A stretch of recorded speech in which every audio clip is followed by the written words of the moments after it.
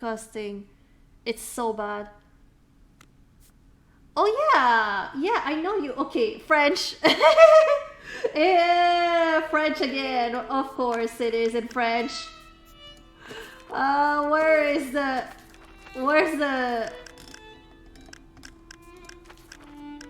language? English, please. This game is calling me a quitter. I would be down for Unrailed or Wrath or Phasmo at some point.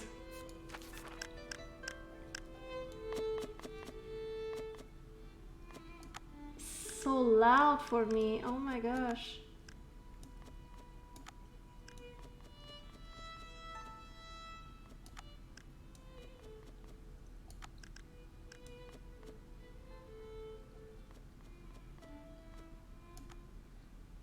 No, leave this game in French. Where's German? Where's German? Voice assist? Oh, but oh shit, wait. David? Voice assist. Voice assist volume. Oh my gosh. Voice assist. I kind of want to do voice assist. /A/S/D.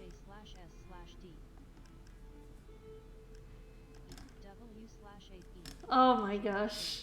This is gonna get tiring really quickly. High contrast. Master volume. Resolution. Language. Just making sure that everything's good, everything's fine. Is the game volume okay for everybody? If it's not, I can raise the volume. You're already getting annoyed by Zera? Oh, yeah, I think I'll... I just want Zera to like... I just want someone to do the voiceover of the dialogue. You can't really hear anything? Oh, okay, hold on. Wait, the music stopped. The music stopped. Oh, okay, okay. Can you hear the music now?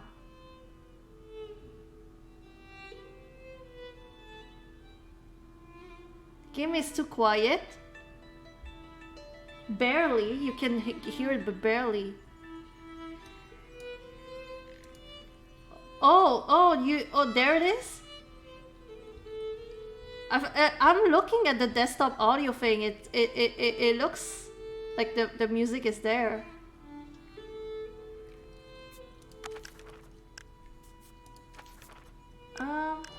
It sounds better now. I'll keep the music here, but I can raise like these things if that should be okay. All right.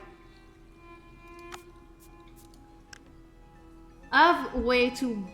My headphones are way too good. Oh no, easy font, please. Easy read fonts.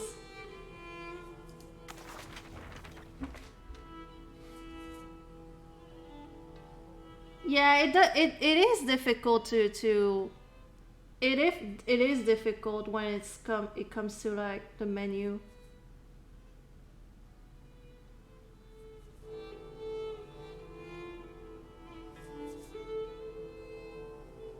I hope my camera doesn't... I hope my camera is not gonna... Why should fonts be readable? Listen.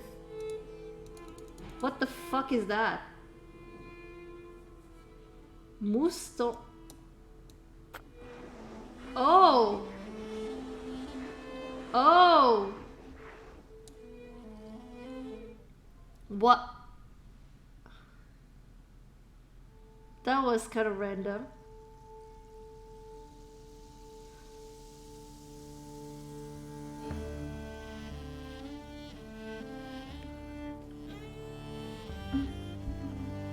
Fuck that book, I guess. Damn. Fuck books, fuck reading.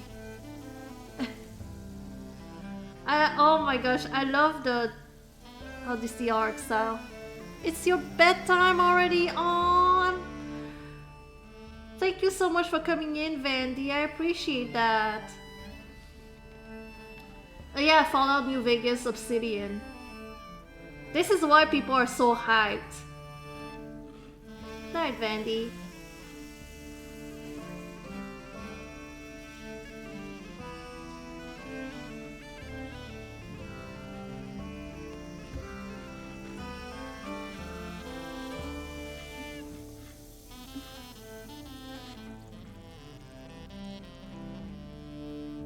Okay, so there is music happening right now, so you could probably tell if the volume is okay or not. Oh, we're in Bavaria. This is what I'm saying. We should probably play this in German.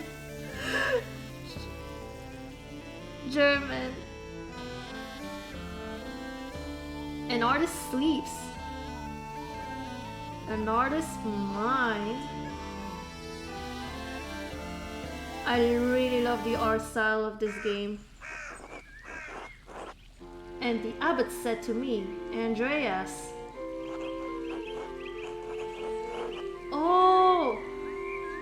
Oh yes, it's a choices matter game. I don't want you distracting the sisters in the library. I need you to finish a commission by the end of April. Keep your conversation with Butter Piero to a minimum. Hey, up to the devil's work again, are you? Don't encourage him. Devotions to one's work can yield pleasures of the mind superlative to those of the body. Either you need to spend time with more exciting lovers or need to learn how to work the Socrates way. Hey, hey. How did you reply to the abbot, Andreas?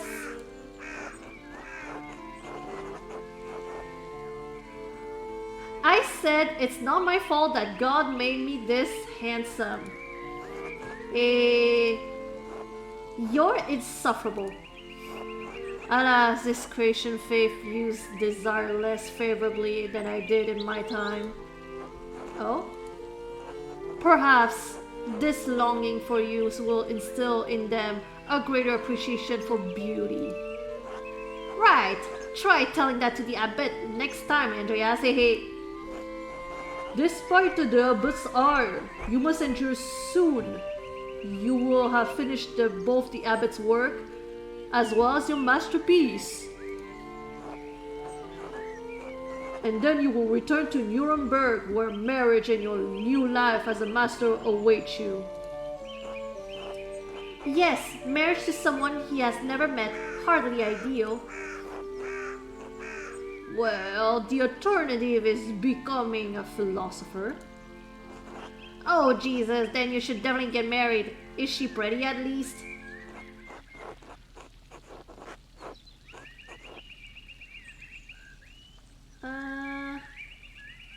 The small portrait they sent was lovely, but we artists can be flatterers.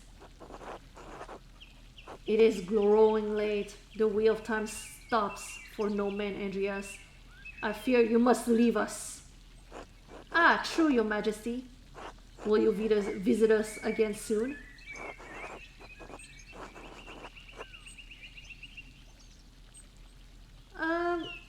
Well, hopefully, but it's out of my control, your majesty. As are many things, thus in Providence. Grobian, please see Andreas safely home. Of course, your majesty. Oh, Somber! Sugar, we're glad you're here. Welcome, welcome. How you doing? Until next time, Andreas. Until next time, your majesty.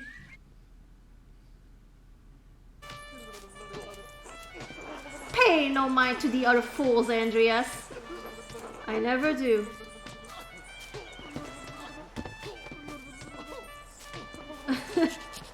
Oh my gosh.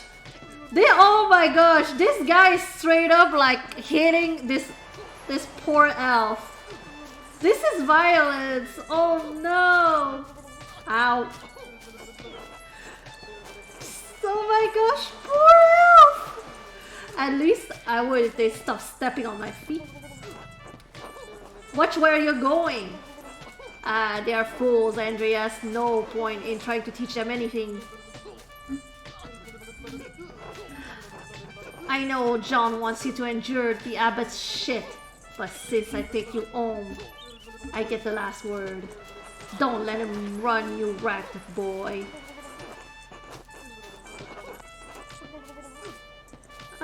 He's just trying to keep order in the abbey. I'm an outsider. Right, an outsider he brought in. If he wants your work, he has to deal with you as you are. What did this guy do? What did this guy do to him that he's like keep punching him? Push them off the boats. Oh, I do want to. I do want to. Would you please? Oh my gosh. We're about to fight, y'all. We're about to fight. Oh, hold on a sec. I give up. Take me home, Grovian. As you wish, Andreas. I'm gonna fight all these elves. Like, how dare they?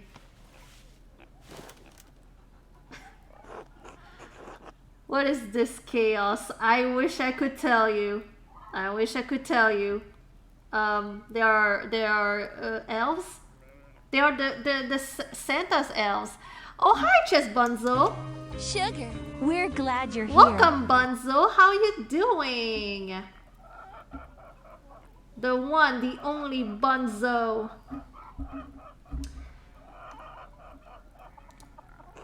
Good morning, Ursula. Enor. You are from I remember you. You are from Ruby's chat, right? Everybody needs a Bunzo in their life. Like as a friend, as a teacher, as a mentor, as a lover. Everybody needs the Bunzo.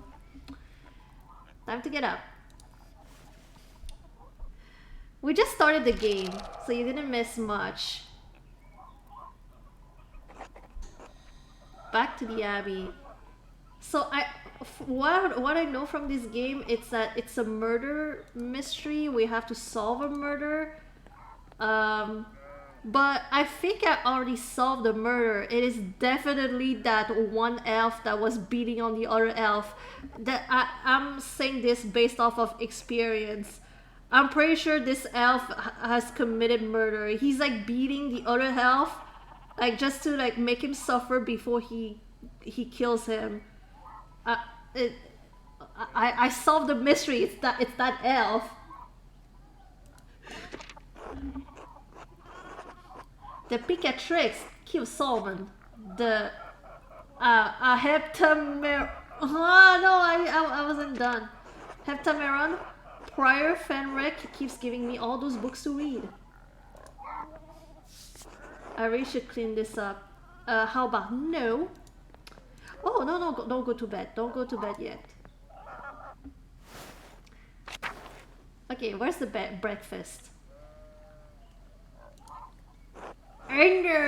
Yes. Fucking child. Is it our kid or someone else's kid? Clara? Good morning, Andreas. Did you sleep well? Ordinary as far as sleeping goes. Well, as long as you didn't sleep poorly. Anyway, I know you're off to the Abbey, so I packed you some food. Almonds, cheese. Cheese, you said? Ooh, I love cheese. It's some of the rye you like from the Albans. Otto wanted me to ask you to join him for dinner at the Abbey. Otto stopped by? Okay, which one is our wife? Or are they both sisters? I don't know. I need a family tree. Yes, around dawn.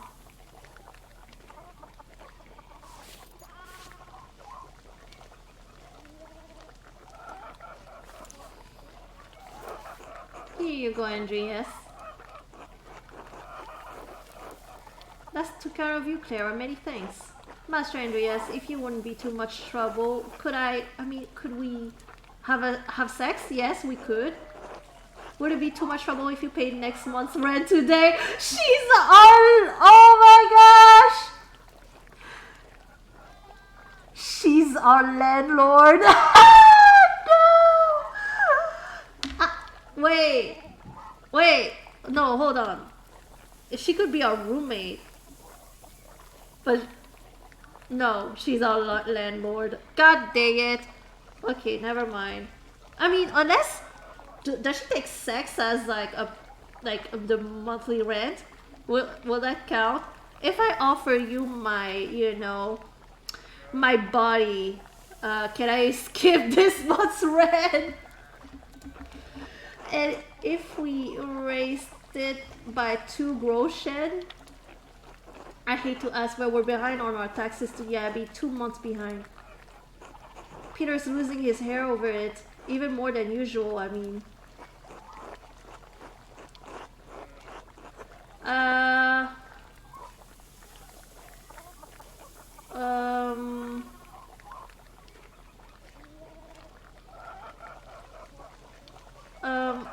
Well, wait, were these taxes unexpected? Peter says our taxes didn't go up for years, but ever since we got married, it's just gone up and up. It used to be that if we didn't have the money, we could make payment in kind with some of our crops. The abbot stopped about that last year. Now, if we don't get a good price from the miller, it's hard to give the abbey its share. I know it's not your problem, Andreas, and Peter is too proud to ask you himself. Can you find in your heart to help us out?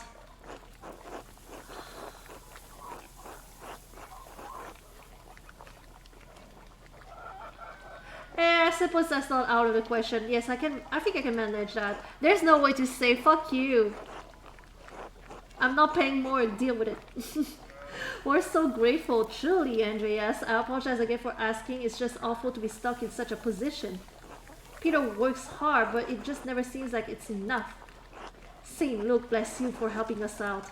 It's not like I had a choice. Speak of Saint Luke, how is your masterpiece coming along? It's been 2 months now, hasn't it? Slowly, I'm afraid. Most of my days are spent doing work for the Abbey. It's only during the divine office that Prior Frank allows me to work on my masterpiece. A reasonable restriction, but slowly going. The city council doesn't require it to become a master. I'm making it mostly to show the clients and for my own sake. And yes, when I do finish, I will go back to Nuremberg, where I will marry and open a workshop on my own. From Nuremberg to a university and now traveling the world as an artist. What a life you have ahead of you, Master Andreas. Yes, I suppose it does feel like I'm starting a new chapter in my life after a little too much fun. It must be rather frightening starting all over again.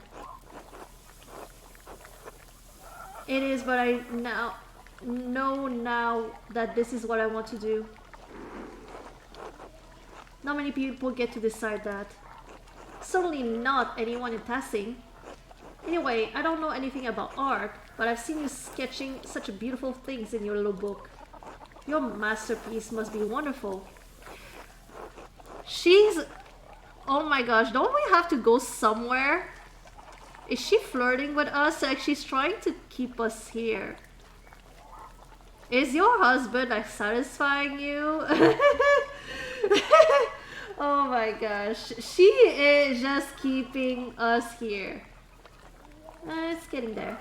Hard work will get you all the way. That's what my father used to say. God rest his soul. Now I have to get back to my own work. Have a good day at the Abbey, Andreas, and we'll see you after Vespers for supper. Not tonight, but thank you. Klaus Drucker invited me over for supper. Of course, please say hello to the Druckers for us. Oh my gosh. Of course, until later, Clara. That was a very long conversation. Longer than I wanted to. You just got home from a long day. Oh, is this no, Andreas? See, she's just saying one word, one sentence. Is this that time of the year where like they changed your hours to work more?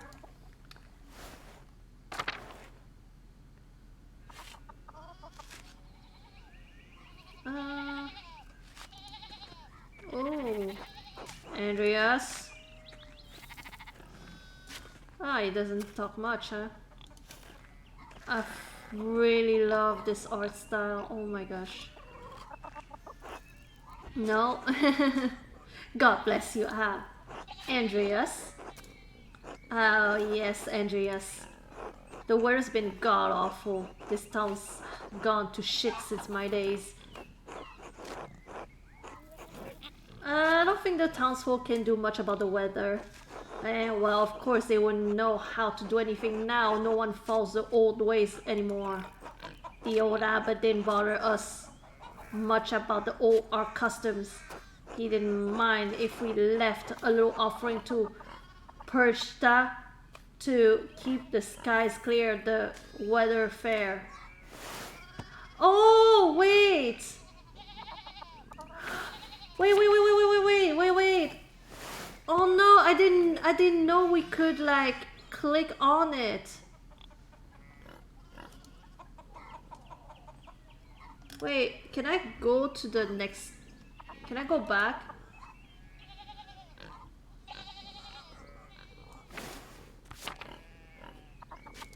Dang it. Dang it. Where's the rug that let's destroy this book? I only have this cursor, unfortunately. I would pee on it, but I don't have the pipe to aim, so it would probably go all over the place.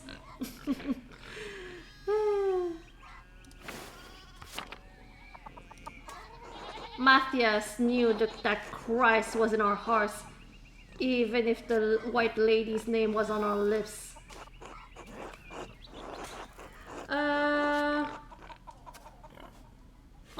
The church banned all observances of pagan gods. Oh, Peter.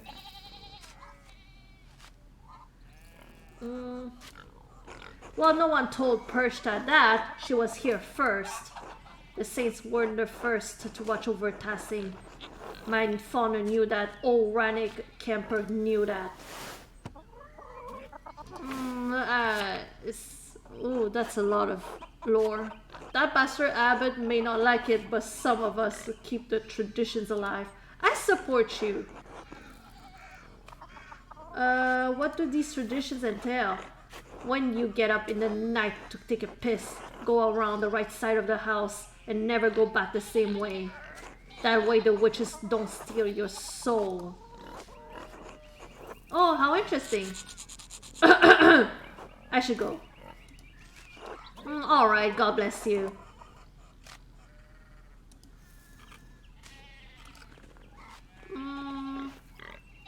Wait. Oh my gosh. Oh my gosh. Another day, another few pages from the abbot, and hopefully a few more myself. I need to get across town and head up to the abbey so I can start working at the scriptorium. And there's a map here. Oh! That's that's a big world. Oh my gosh. So this is the outer Tassing. This is just Tassing. Oh my gosh, this game is deep. And that's this is just the Abbey. Oh my gosh. Okay. The noise that these sheep are making. Oh, okay, we have the people over here. Il Peter, the elderly father of Peter Gertner. Il Peter is perpetually on death's door but continues to work the field in spite of it. He's the oldest man in town. Oh, congratulations for making this far. Peter Gardner, husband of Clara, father of Big, York, Eva, and Ursula, known for his temper and his dislike of the Abbey and Leonard Mueller. Oh. Clara, okay. Second wife of Peter Gardner, mother of Ursula, known for her kindness and her concern for her husband's health. And we have Eva, daughter of Peter Gardner and his late wife Christine. Eva was largely raised by her brother and father. Okay. Oh, there is the glossary. God damn. It's too many stuff. Okay, ex libris? Is that like some kind of decision tree somewhere? Jeez. Okay, I need to find a way to go to the Abbey. I cannot talk to him apparently. Wait. Oh, this... Morning, Andreas. Morning, Big York. How's it going? You working today? Just taking a rest for a bit. Dad's still in the field. He bit a big rock with the plow. It took me Lord knows how long to pull it out. You are to the Abbey? Every day but Sunday. Right, thank God for Sundays. Smells like a storm's coming though. Now this smells like fresh alpine air to me. You've been traveling too much. Where was it you spent your... this word? Wandering years. Before you came to Tassing. Oh, we can pick a background. Okay. Pick a background that will affect your character's choices going forward. Press and hold to confirm your choice. Okay, so choice number 1. Basil. Andreas knows some Italian and French and can reference cultural touchstones from Basel and nearby Bern, Zurich, and Freiburg. Andreas knows some Dutch and French and can reference cultural touchstones from Antwerp, Bruges, and Ghent. Italy. Andreas knows Italian, a little Greek, and can reference cultural touchstones from Florence, Venice, and Milan. Chatters, is there any... I don't have any preference here. Is there any backgrounds that interest you? Italian sounds cool.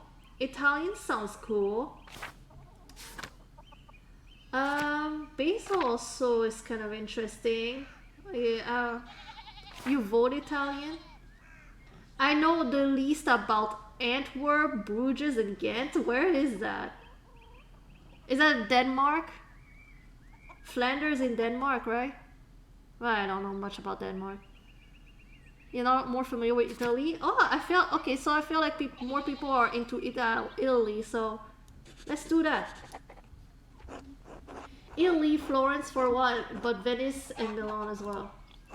Italy? No wonder your senses are dull. You've been down there too long. Spend enough time in these monuments and you'll be able to smell storm coming. How long will that take? 10, 15 years. I don't think I have that long, Big York. What'd you spend all that time in Italy doing anyway? Other than art, I mean. Oh, another background choice. Oh, okay. Hedonist.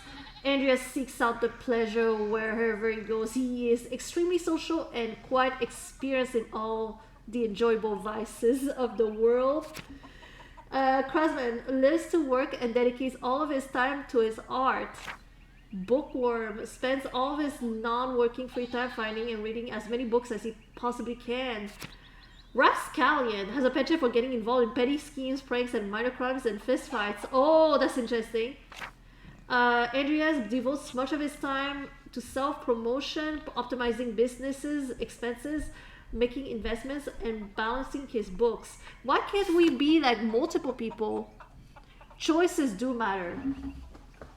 Choices do matter. I am torn between hedonist, bookworm, and rapscallion. Oh no, wait, craftsman is also good. Actually, the first four. The first four. But more so hedonist. He's giving me like... I've been reading him as a hedonist since the beginning. So I might just do that. I might just go with hedonist.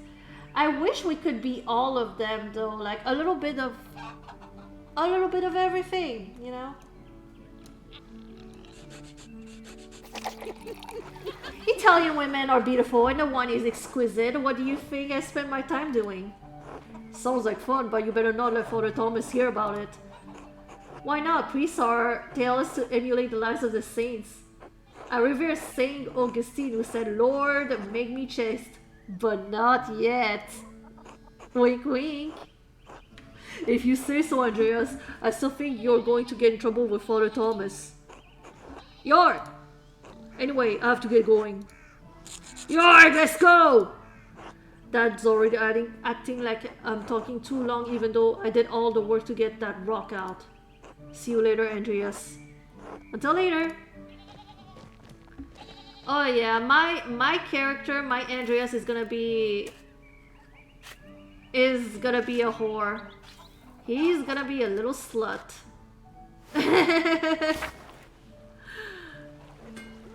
Ah. Hello, Andreas. Nice. Ooh. Wait, what's happening here? Why are they're not cool. They're not good with each other. What? Oh.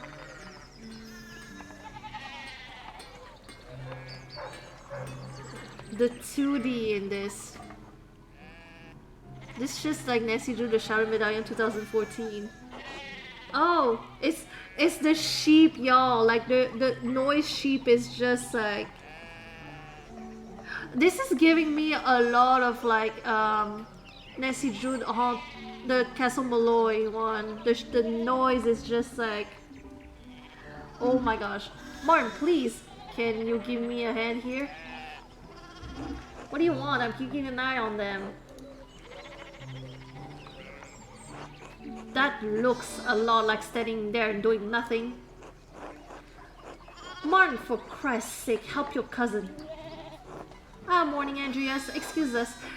One of the fence rails fell and the sheep started hopping it.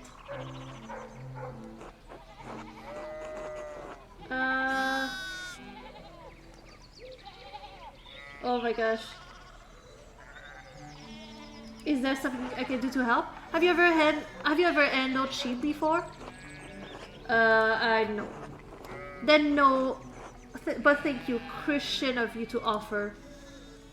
Oh look, there's something going up at this place.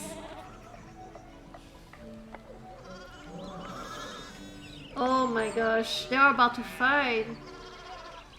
Who's that on the horse? Looks rich. I don't know, Martin, but Lucky is giving him an earful.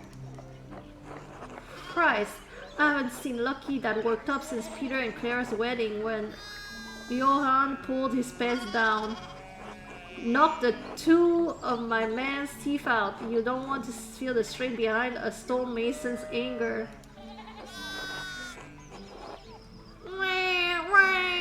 Do you think he's a noble? He looks really rich. God damn it, Martin, stay out of trouble for once. What, Aunt Eddie? Behave yourself. Don't we have enough to deal with right now? Andreas, if you won't mind, move over your skinny little body up the road. We need to get the sheep under control. Of course, see you later. Damn! Don't work too hard, Martin. Yeah. This would be remembered. It was sarcasm. I hope the game recognizes sarcasm.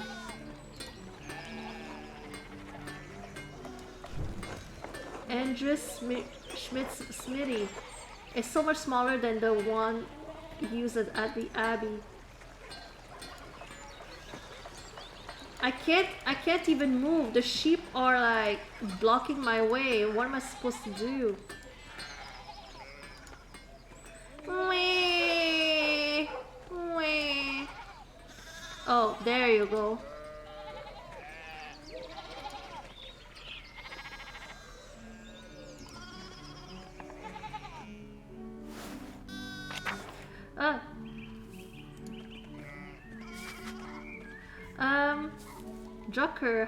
Drucker house.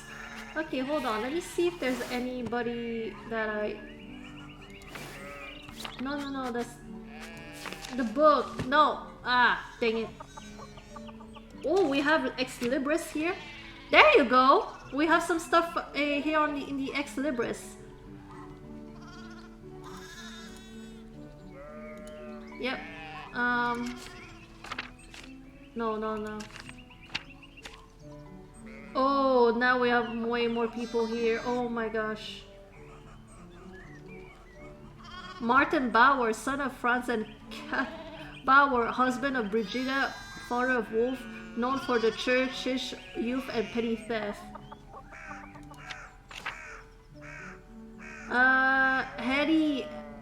Hedwig, wife of Johann Bauer, mother of Veronica and Hans. Townsfolk like Hetty, but she is known for being loud and brash and for drinking too much, which makes her louder and even more brash. There's too many people. Who are they?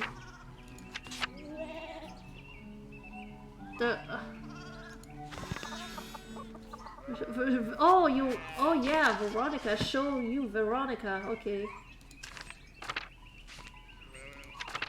Veronica, daughter of Johann and Hetty Bauer, sister of Hans.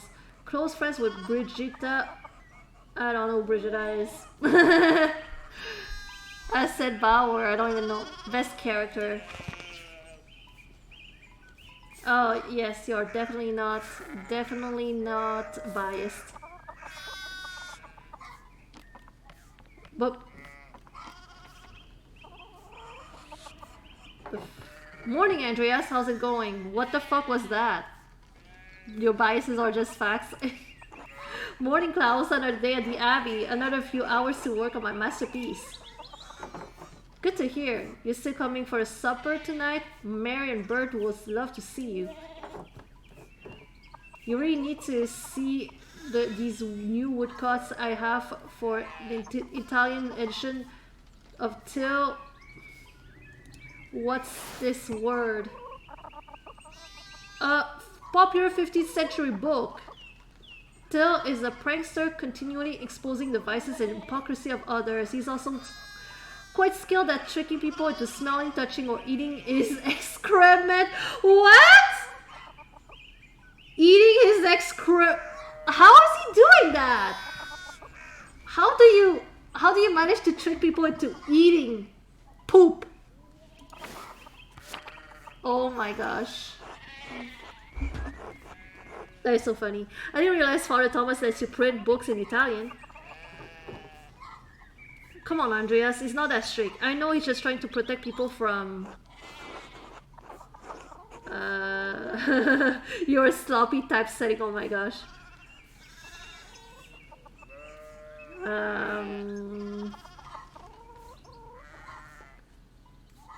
Adventure stories of questionable moral repute.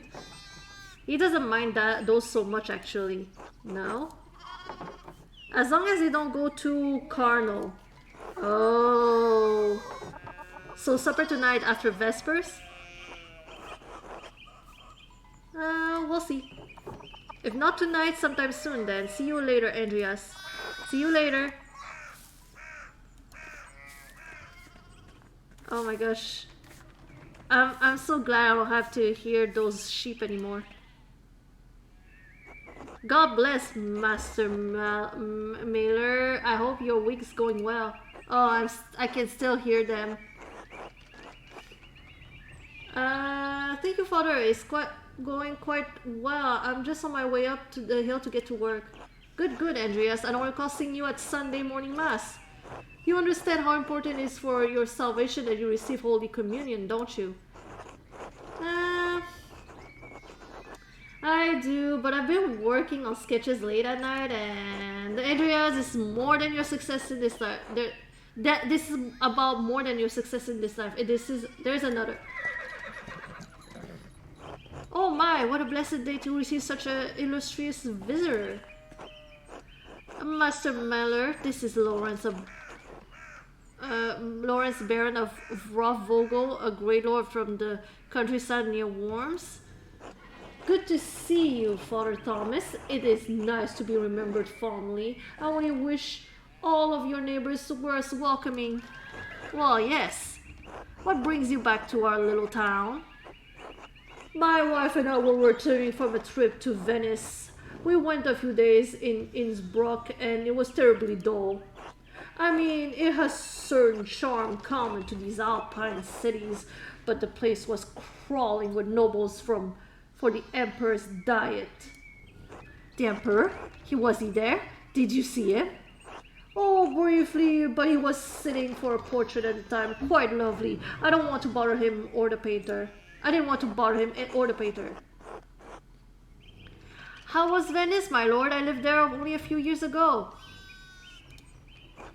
Oh, fascinating. Well, the city's Jews now live in their own quarter in the north. This city's artists are still producing wonderful work. Titian, in particular, is a god. No offense, Father. Of course. Anyway, my wife wanted to stay a bit longer in Innsbruck, and I decided to ride ahead to make a visit to Kirsau. I heard Father Matthias died shortly after my last visit, of course. A great loss for the Abbey and for us all. Indeed, by good fortune, I recently came across a copy of the Historia Tas. He was reading during my last visit.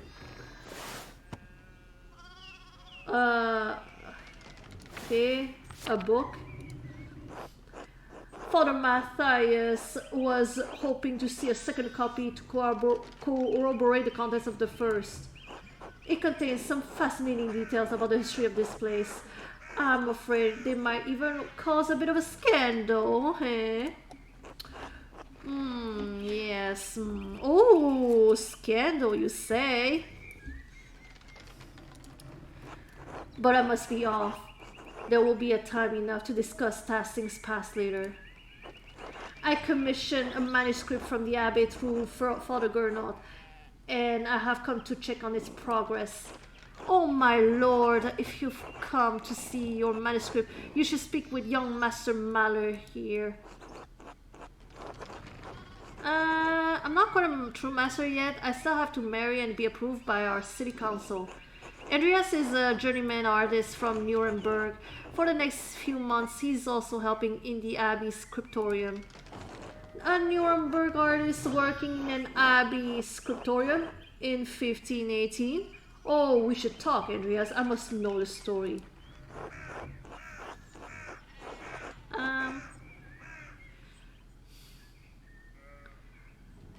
Well, I'm already late to the Abbey, but I suppose it's alright.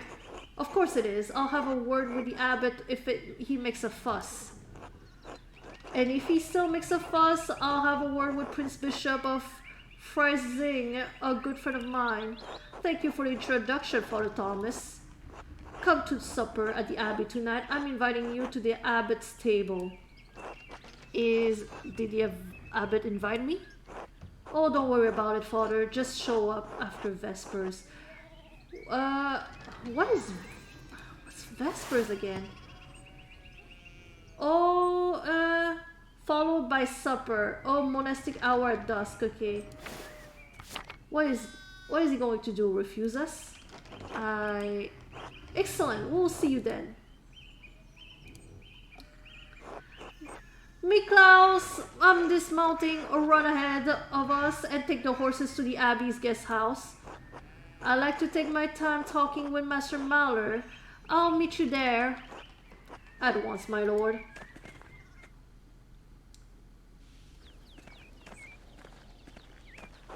So then, a journeyman from Nuremberg. Forgive me for saying so, but you seem a little old to not yet be a master. Are you unmarried? No, I'm not married, but in truth, I came to my vocation later than my fathers and brothers. I was in university for a number of years at Erfurt. Erfurt! Wonderful! The same university as Martin Luther. Have you read his works? Tremendous mind. He says things about the church that should have been said years ago. Might get him into trouble, but he's brave, brilliant man. Wait, you may even have met him, did you? You must tell me. Erfurt! Erfurt! I don't even know if that's how he said. I know, he was a few years ahead of me. Not Martin Luther. His ideas do seem fascinating. I agree wholeheartedly. I simply must meet him if I get the chance. I wonder if the good brothers of the Abbey have heard of him. Perhaps they have even read his list of the 95 theses against the church. Oh yeah. Yeah. It's about like the selling the indulgence. Oop. Probably not. By that time, probably not popular. Father Matthias was not above having a lively debate. I hope Father Gernot does not disappoint in that regard. But enough about Luther for now. Tell me about your university studies.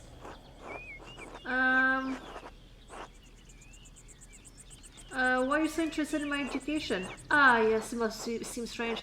I did not attend university, but I have a rich private education at my family's estate. I love all knowledge, from Aristotle to Cicero to Ficino and Erasmus. Ficino, and everyone in between yet to come. I may have misjudged the Baron. He seems he's as well read as any university student. In truth, I am simply happy to speak with another well-educated man. Now then, did you earn your doctorate? No, I didn't. Only a master's degree. I started working towards a doctorate but didn't finish. Oh, that's a shame. Well, what was your area of study? Oh, background choice again. Theology.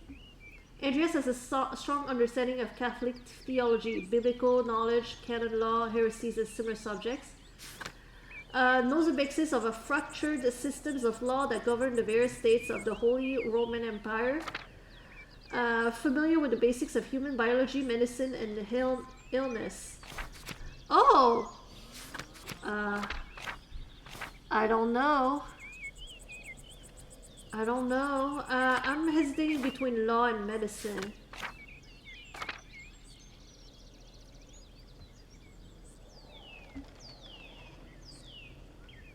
I'm kind of feeling law.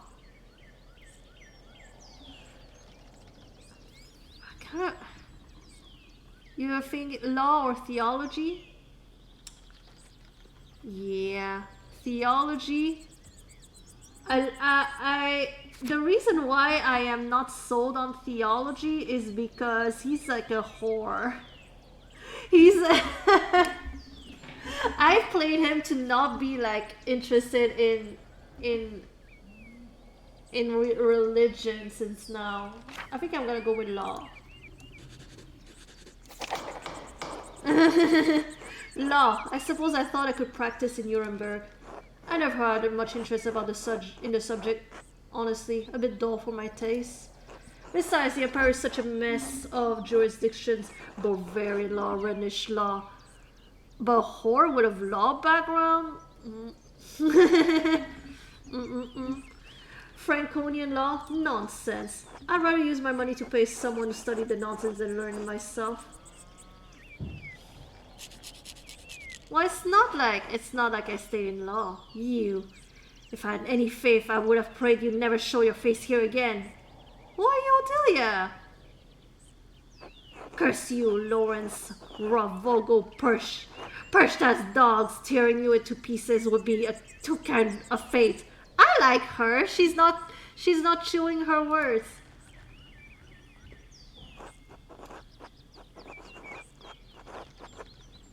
Better Call Saul. Oh my gosh. These rustic communities display a shocking lack of hospitality, don't you think? What was that about? Who knows? By the time I finish guessing, the old crone would probably be dead. Well, what of your early time in university? Every student must study the classic liberal arts. Okay, it's the liberal arts. Did you have a favorite subject? Ooh, okay. Latin. Andreas has a strong command of Latin grammar and vocabulary. He can also easily recall sententiae antiquae, quoted words of wisdom from the Roman Republic and Empire. Logician instinctively thinks through the implications of information as he receives it. He is adept at spatial analysis and can easily perform complicated calculations in his head. Orator, excel at rhetoric in university, is a skilled teacher, persuader, and public speaker. Occultist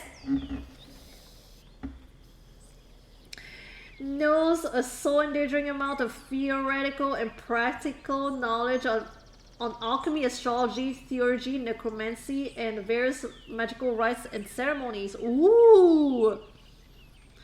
Interesting. Heavens and Earth. Knows a great deal about the constellations, heavenly bodies, and their movement. He's also familiar with various plants and animals from his study and personal experience. Oh my gosh, all of them are so good! All of them are so good, I cannot choose. I like Logician. Heavens and Earth also sounds very interesting. I like an artist who loves nature.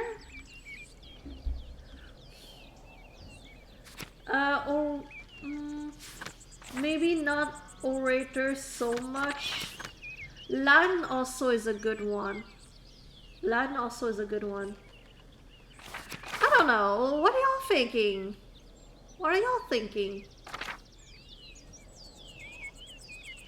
I kind of like Heavens and Earth, but there's also these two that are good.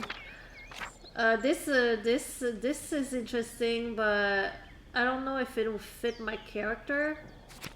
Orator as well. I'm not feeling. They're all good, but this one, and this one sounds like more my character. Latin or Heaven and Earth. What about you, Lou? Latin or nature?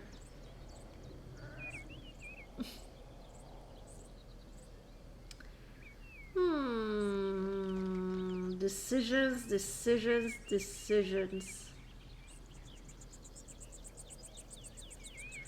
I'm really learning on Heavens and Earth. I'm really leaning towards it. I think I'm gonna choose it. I love studying the natural world, my lord, but the heavens above and the wild spaces around us. Formerly, I studied as much astronomy as I could. It's incredible how much we've learned, both the Arabs and the Greeks. True, and even now we continue to discover more about what we can see within the celestial sphere. What began as pagan myths to explain our place in the world may help us understand our places in the heavens. And this may seem foolish, but I spent a lot of time in the wilderness learning about plants and animals. Really, did the libraries of Erfurt not have enough herbals to satisfy your curiosity?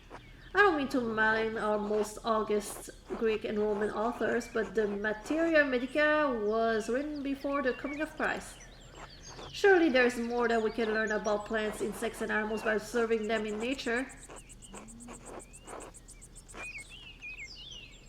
Who is Saul? Oh, Lou, are you familiar with the TV show Breaking Bad? Better Call Saul is a spin-off show based on a character in Breaking Bad. Beyond that, I simply have a love for wild places. While I do not share your academic interest in nature, I must admit I sometimes enjoy the solitude of a walk in the woods. In your other studies, was there anything else you excelled at? Oh, they are giving us another option. Okay, then I'll go with Latin. I focus on Latin. It's useful in so many ways, but especially for understanding manuscripts. Wonderful, beautiful language used in the greatest empire of the ancient world. Tell me, what is your favorite sentientia? Everyone enjoys the smell of their own fart. Remember to tell the tale of another's kindness many times, but whatever kind deed you do for others, keep quiet. Fart. But using Erasmus is cheating. A little, but Erasmus was paraphrasing Aristotle. Fair, if you don't mind dipping your Latin cup into a Greek well. Ah, there's the Abbey. I have good memories of this place, and of Father Matthias. I was sad to hear of his passing. How did you come to know him? How did you come to know of Curacao at all? My family has been patrons of Curacao for I don't know how many generations. Some years ago, I heard that Curacao still had a wonderful library and artisans. Professional artists had taken over the most manuscript productions, so I was shocked to find an active scriptorium here.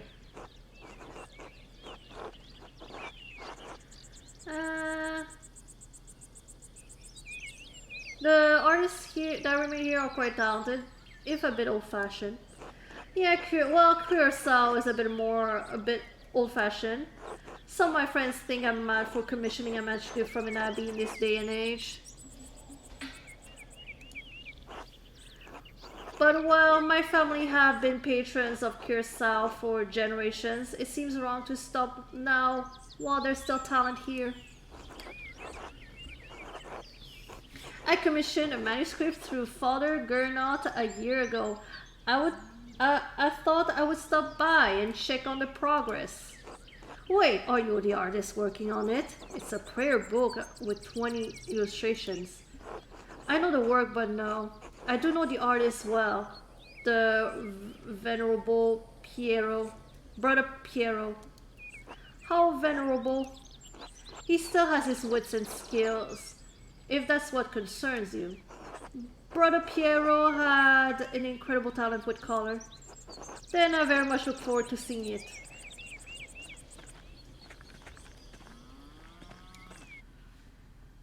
That was a very long conversation. I still don't know who the fuck this man is. Miklaus, tend to the horses and the baggage. I'm heading up to the abbey. Yes, my lord.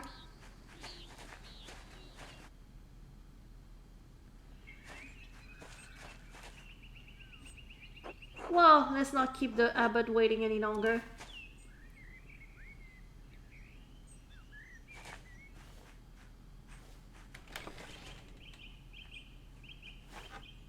Nuns. Quite unusual for a Benedictine house to have monks and nuns, even if they are separated.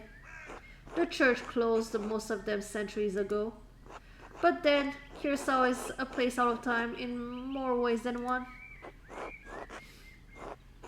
Do you know Mother Cecilia? She seemed to recognize you. We are acquainted, yes. Please leave it at that. Ah, you must be Father Gernot. I am Lawrence, Baron of... Yes, the Baron of Vogel. So wonderful to have you here.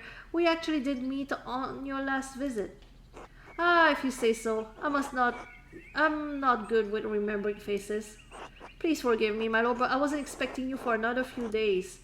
Yes, I know, but I rode ahead. I just couldn't wait to see my manuscript. I'm sure it's no trouble. Why do I have a feeling he's the guy who's gonna get killed? He's gonna get murdered. Yes. I mean, no, it's no trouble. Did you want to see it now? In a moment. I could do it with a bit of refreshment, though. May I grab something from the kitchen? Yes, yes, certainly, my lord. I will meet you there.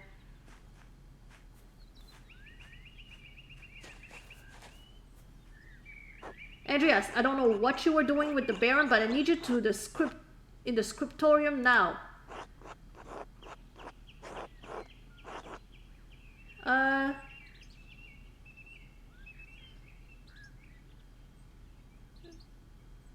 Why are you taking this out on me? He's not my problem. Shit, I should have asked him about an advance for the girders taxes. Maybe I could just convince Brother Matthew to pay me early.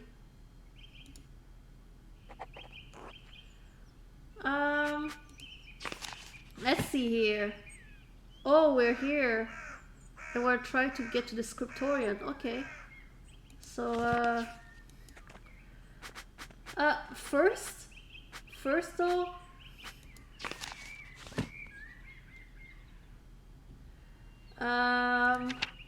ooh,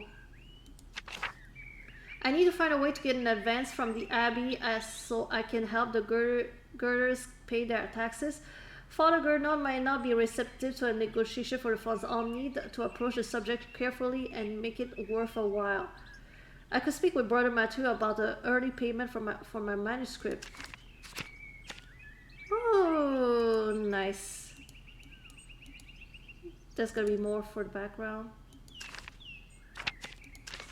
Okay, where's the guy?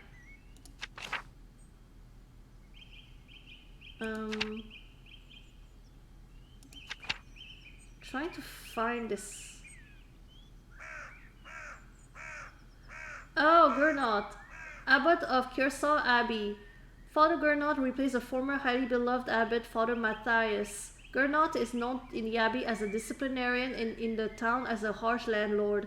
He is struggling to fund the abbey as the scriptorium no longer generates much money. Oh, Lawrence is here, Baron of Vogel from near Worms. Patron of Kersal Abbey, lover of books and arts. Thank you, like, as if that helps me, I guess. Oh, this is the cloister? Is this where I'm supposed to go? Oh, okay, yeah, I'm supposed to go here. That's the cloister.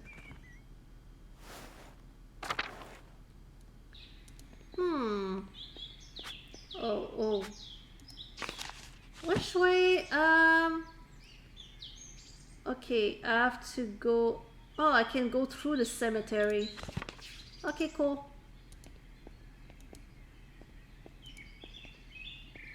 Oh! Who are you? God give you health, Master Maller. Brother Sebat, I'm surprised to see you still here. As am I, but I will be leaving soon, returning to Rome. I and my bishop regret that we could not reciprocate Father Rodolph's generosity earlier. He shown much kindness to our priests and the Council of Constance many years ago. Will you remain in Rome? It is up to my bishop, but I will miss these mountains in any case. You should travel to Ethiopia, Master Mauler, and see the highlands. God has blessed my home with a wondrous beauty. Oh, I would love to. But like, a murder is about to happen. I would love to someday. I still need to return to Nuremberg and open my workshop. Yes, someday. Until then, if you're ever in Rome, I may still be around. I've only made it as far as south of Florence, but I'd like to see Rome. By the way, if you have some time in the next few days, it would be nice to share a meal with you and some of the townsfolk. Oh yeah, it is a murder mystery. I thought I mentioned it before. The townsfolk? I'm accustomed to the strange looks, especially in rural places like these, but I've had a kind words with the baker and his wife. Oh yes, the Albans, Ulrich and Gret. I offered to tell a story to the children and their mothers over a meal someday. Gret seems excited about the idea, but I would be more comfortable if you were there as well. Do you not eat here with the brothers? Yes, but I am a guest. I am not bound by the rule as they are. Father Gernot kindly allows me to come and go as I need to.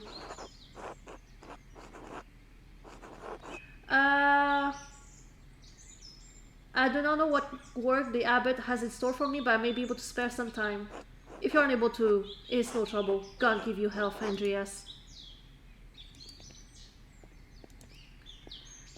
Okay, let's go through the cemetery. Ooh. The apple trees have only started to bloom. It will be months before they bear fruit.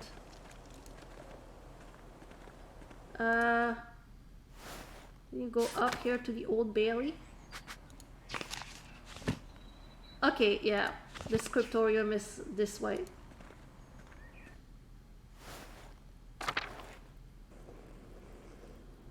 Ooh, Guy!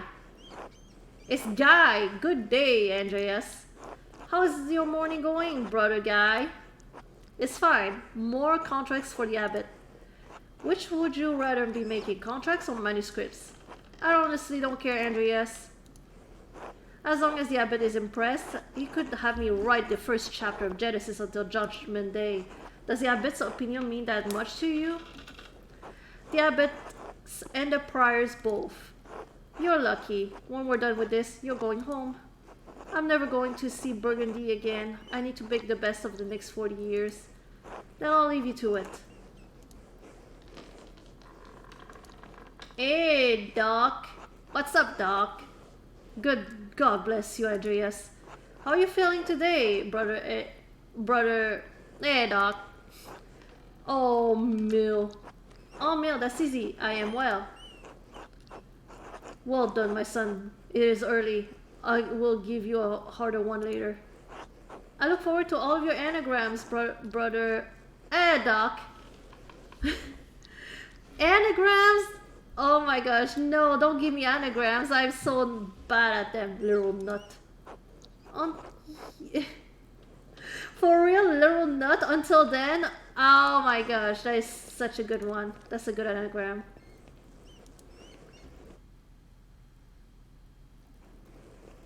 Andreas, God bless you. So good to see you. Good morning, brother Piero. Good to see you as well. I don't like the weather. This weather, my bones ache. It means a storm is coming. Big Yorker Gardner says that if you leave 10 or 15 years, you can smell storms coming. Brother Doc has been here long enough that we can always smell him coming. Do not forget, brother Guy, the fate of the youths who jeered at the aged prophet Elisha outside of Bethel. Are you comparing yourself to a prophet, brother Doc? I'm comparing you to an impudent youth whom the Lord in his ineffable wisdom may choose to strike down.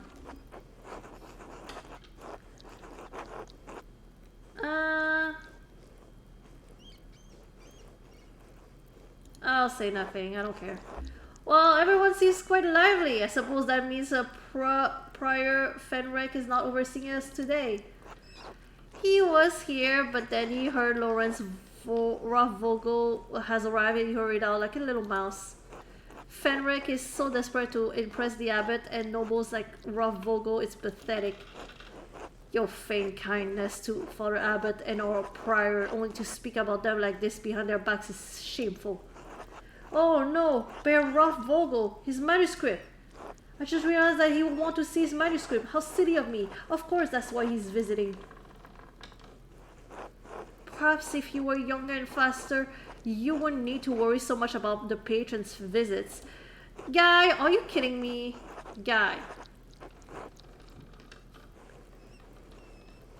Guy, someday you will stand where Piero is, and a young man will stand where you are right now.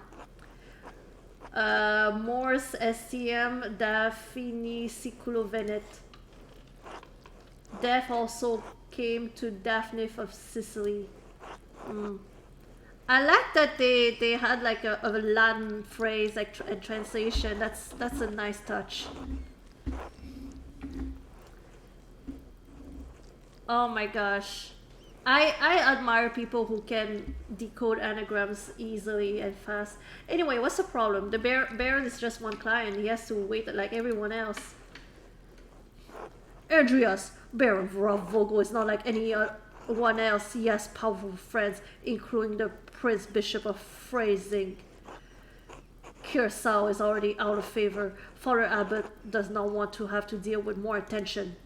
Well, if Prior Ferenc is in here, I'm going to work on my masterpiece until he arrives.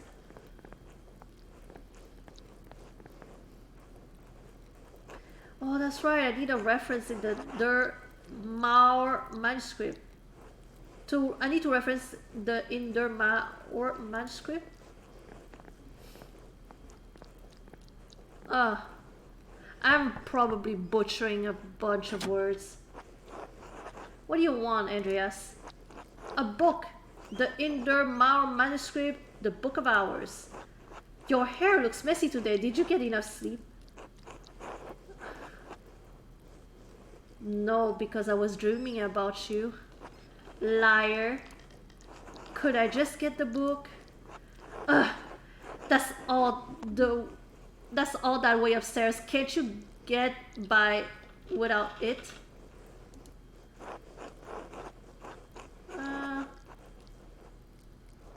I'm sorry, but I really can't. I need to reference it for my work. Really, my feet hurt and the stairs are so steep. I'm just going to ask Illuminata to get it. Sister Illuminata! Andreas needs help finding a book and I don't know where it is. Andreas. Sister Illuminata! I'd like to borrow the In Der Mauer manuscript, the Book of Hours. Yes, overheard. Here, please return it promptly.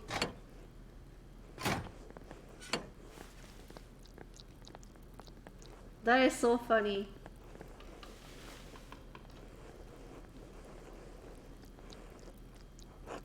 Andreas, may I see how your masterpiece is coming? Of course, your opinion is always welcome. Yes, the composition is lovely. There's a joyful spirit in your arrangement of the figures.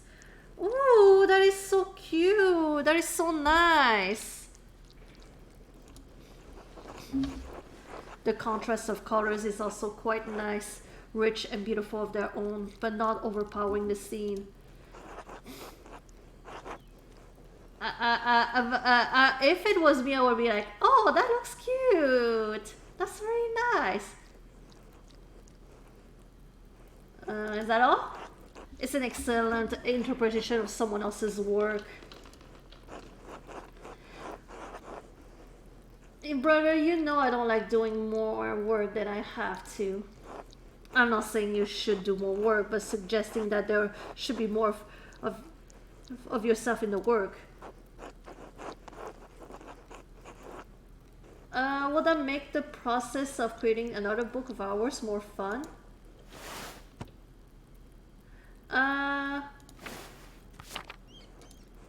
You know monks are poor arbiters of pleasure, Andreas. But yes, I think you will find work is more enjoyable if you find something to love in the act of making it. What does this painting represent? It's November.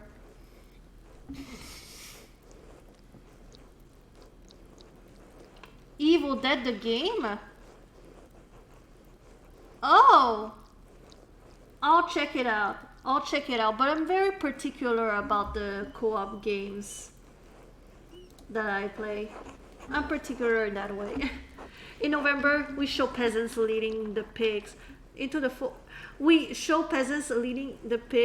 forest to forage on acorns before the slaughter. Andreas, the peasants here are no longer allowed to forage acorns in the forest. Many great lords and abbots across the empire have forbidden it, even Father Gernot. What difference does it make? It is the way November is. This is the way November is painted. But it is not the way November is. Art is illusion, storytelling, but in their most sublime form, these images illuminate a path to truth. It's most important to me that my clients are happy. They don't pay me for truth. Yes, but with God's grace, this book of ours will outlive us all. What will it say to those who see it in a future generation, centuries beyond our comprehension? Some will gaze deep into our lines and paints to seek a deeper meaning. What will they find? But you need not listen to my opinions. They are just thoughts of an old monk. Oh, I love him. He's so cute. There's no place for the monastic scriptoria anymore. In truth, this room is a place out of time. Why is that? Why has Kier Sao kept this up for so long? Some people, some places have a difficult time letting go of the past. I'm not among them. The creation of books, of art, is no longer the province of monasteries, so be it. More people will be able to write, more will be able to read, and in doing so, be brought to truth. I think there will always be a place for artists like you and Brother Adolf. And Brother Guy. It's kind of you to say so, Andreas, but you need not to be concerned for me. I've lived a long life and am happy to have served the Lord. When he calls for me, I am ready. Aww.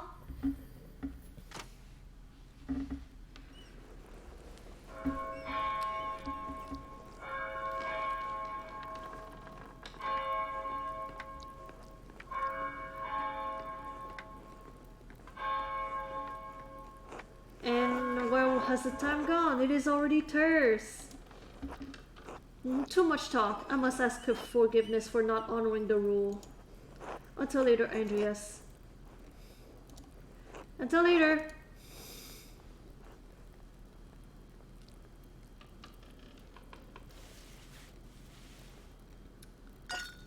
Oh. Oh. What's happening here? Oh. Oh. This sounds like something occultist. Did he not see us? What's going on in here?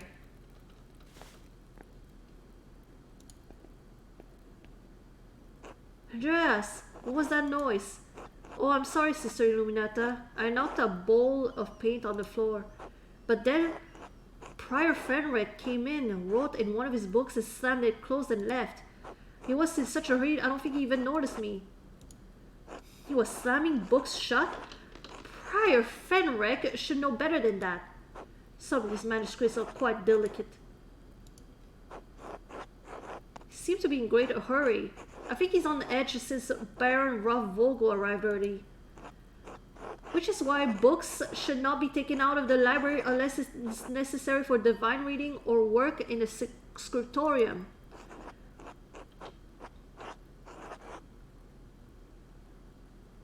Are you so mad at me for borrowing the chronic what's that? History of the universe from creation to 1082. Oh my gosh. No, anger is not an appropriate response for a nun. But the fact remains that you tricked me into giving you that book for no valid reason.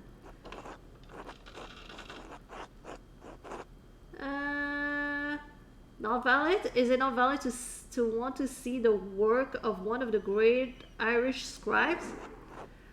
One who wrote masterworks that even now grace libraries at Cologne, Fulda, and Mainz. No, it's not. Not unless it pertains to your work or the abbot permits it. Now, if you'll excuse me. Wait, what's all this fuss about Lawrence Vorofvogel? Why is Prior Fenric so nervous? Lawrence? I didn't know you were familiar enough with the man to use his Christian name. Anyway, I haven't dealt with him personally, but Prior and Father Abbot have. I only know that he's purchased a number of our most valuable manuscripts over the years. And he paid enough to help the abbey when he needed it. Like what? What did he buy? I can't remember. You know, I have my own responsibilities to attend to. How about this, Andreas? If you help me recover some missing books, I'll tell you what I know about the Baron.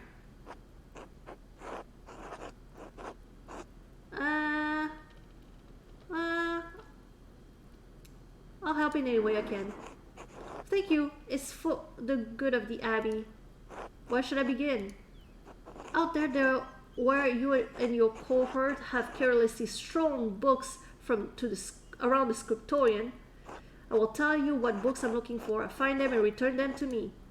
The first books are the 2 volumes that Oh, this one. Nice. Reddish covers, 14 inches by 10 inches, 3 inches thick.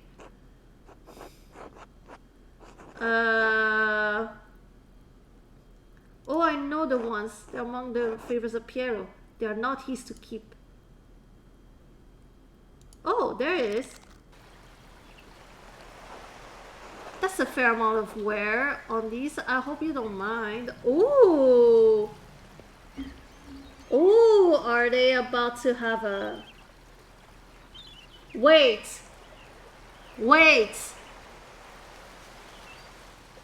What the fuck is happening here? 1 minute, these two are having like a little sexy time. The next page, she's straight up like burning and plunging a knife into her chest. What the heck is happening here? And he's like leaving her behind. What the fuck is this? Oh my gosh. It's the Aeneid. Wait, I don't remember like the...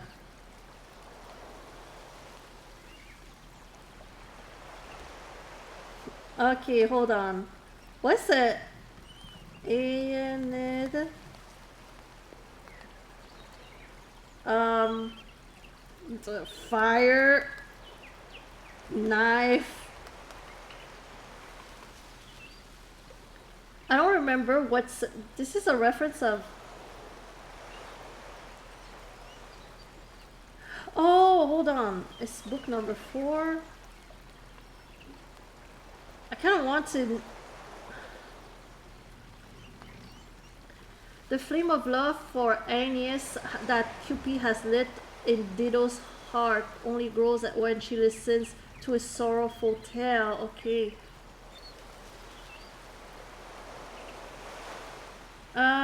Juno sees Dido's love for Aeneas as a way to keep Aeneas from going to Italy. Pretending to make a peace offering, Juno suggests to Venus that they find a way to get Dido and Aeneas alone together. If they marry, Juno suggests I'm so okay. Dido, okay. Juno suggests the Trojans and the Tyrians would be at peace if they marry, and she and Venus would end their fight. Venus knows Juno is just trying to keep the Trojans from Italy, but allows Juno to go ahead anyway. One day when Dido and her court and Aeneas are out hunting, Juno brings a storm down upon them to send the group scrambling for shelter and arranges for Aeneas and Dido to wind up in a cave by themselves. They make love in the cave and live openly as lovers when they return to Carthage. Dido considers them to be married, though the union has yet to be consecrated in ceremony. Anxious rumors spread that Dido and Aenists have surrendered themselves entirely to lust and have begun to neglect their responsibilities as rulers. When Jupiter learns that of Dido and Aeneas' affair, he dispatches Mercury to Carthage to remind Aeneas that his destiny lies elsewhere and that he must leave for Italy. This message shocks Aeneas. He must obey, but he does not know how to tell Dido of his departure. He tries to prepare his fleet to set sail in secret, but the queen suspects his ploy and confronts him. In a rage, she insults him and accuses him of stealing her honor. While Aeneas pities her, he maintains that he has no choice but to follow the will of the gods. I sail for Italy, not of my own free will. As a last effort, Dido sends Anna to try to persuade the Trojan hero to stay, but to no avail. Dido writes between fierce love and bitter anger. Suddenly, she appears calm and instructs Anna to build a great fire in the courtyard. There, Dido says she can rid Aeneas from her mind by burning all of her clothes and weapons he has left behind, and even the bed they slept on. Anna obeys, not realizing that Dido is in fact planning her own death by making the fire her own funeral pyre. As night falls, Dido's grief leaves her sleepless. Aeneas does sleep, but in his dreams, Mercury visits him again to tell him that he has delayed too long already and must leave at once. Aeneas awakens and calls his men to the ship, and they set sail. Dido sees the fleet leaving and falls into her final despair. She can no longer bear to live. Running out to the courtyard, she climbs upon the pyre and unsheathes a sword Aeneas has left behind. She throws herself upon the blade and with her last words curses her absent lover. As Anna and the servant run up to the dying queen, Juno takes pity on Dido and ends her suffering and her life.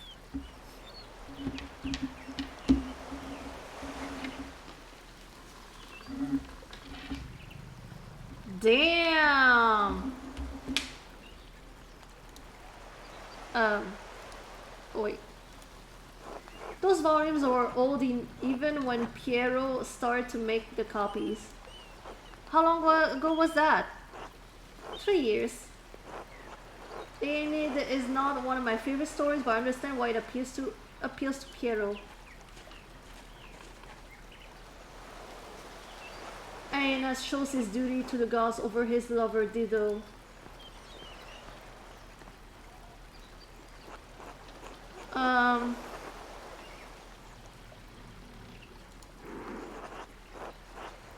I do not go to Italy willingly.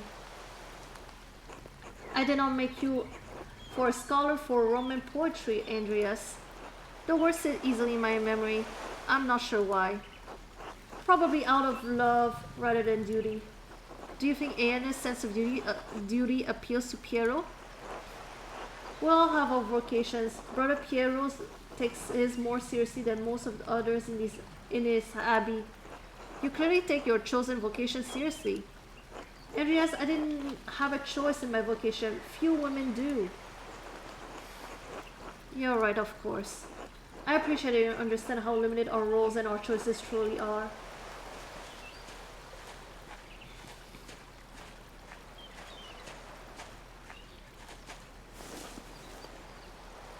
Even in stories, we are maidens to be rescued and wed, cruel seducers of men, or wizened crowns. Like Dido, we ordinary women are merely tools in the tales of men. We can never be the protagonists of our own stories. No woman is exempt from that, from the empress to a nun. It is our lot. I suppose I understand now why you are not fond of the Aeneid. It's fine poetry, for men. Now the books, if you please.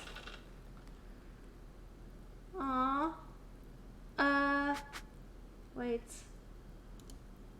There you go. Thank you. Next, Wretched Garen. It is a printed copy. Green cover, diamond pattern. I don't have the size of the ledger, but hopefully the description is enough. I know the one you're talking about. Brother Edok was reading it. Edok.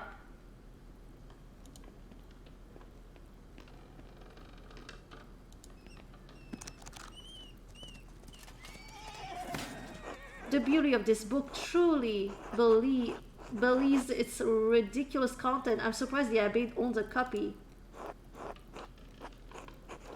We don't. It belongs to the Amadei Rasco of Lugano. It's a Venetian edition that's quite valuable. He loaned it to us 5 years ago. It was subsequently lost and the abbot has received 3 letters about it. I've certainly seen the brothers enjoying it. Whoa, what is happening here? God damn. The book is not appropriate reading for Benedictine monks.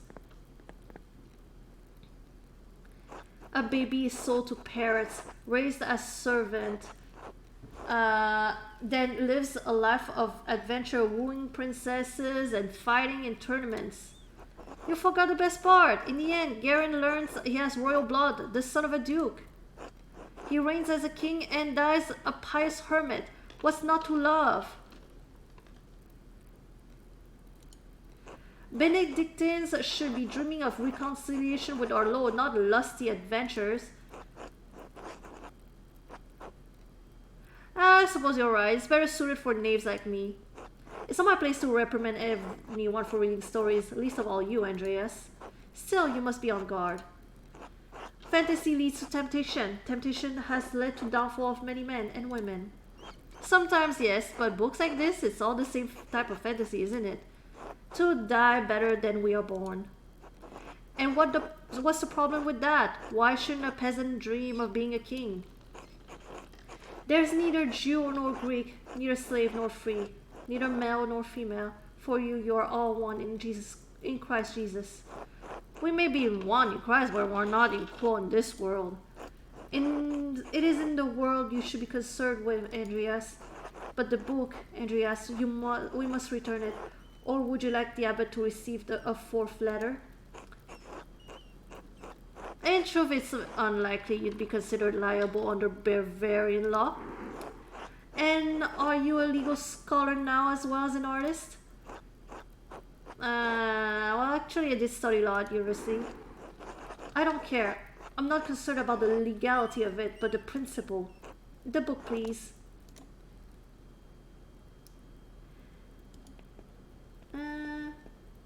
I enjoyed this section. Like we're getting to know Illuminata. There's only one book left, and you will be freed from bondage. A dark red cover, 8 inches high, 5 inches across, 2 inches thick. Oh, I remember that. I believe Brother Guy was reading it.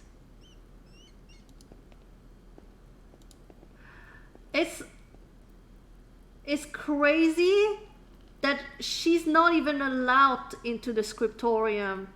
She cannot even go through the door to fetch the books herself. This is so sad.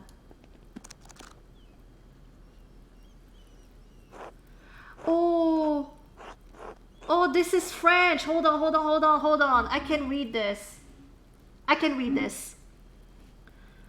Âme touchée par Dieu et dépouillée du péché au premier état de la grâce et montée par les grâces divines au 7e état de la grâce, état où elle possède la perfection en plénitude au pays de vie par la divine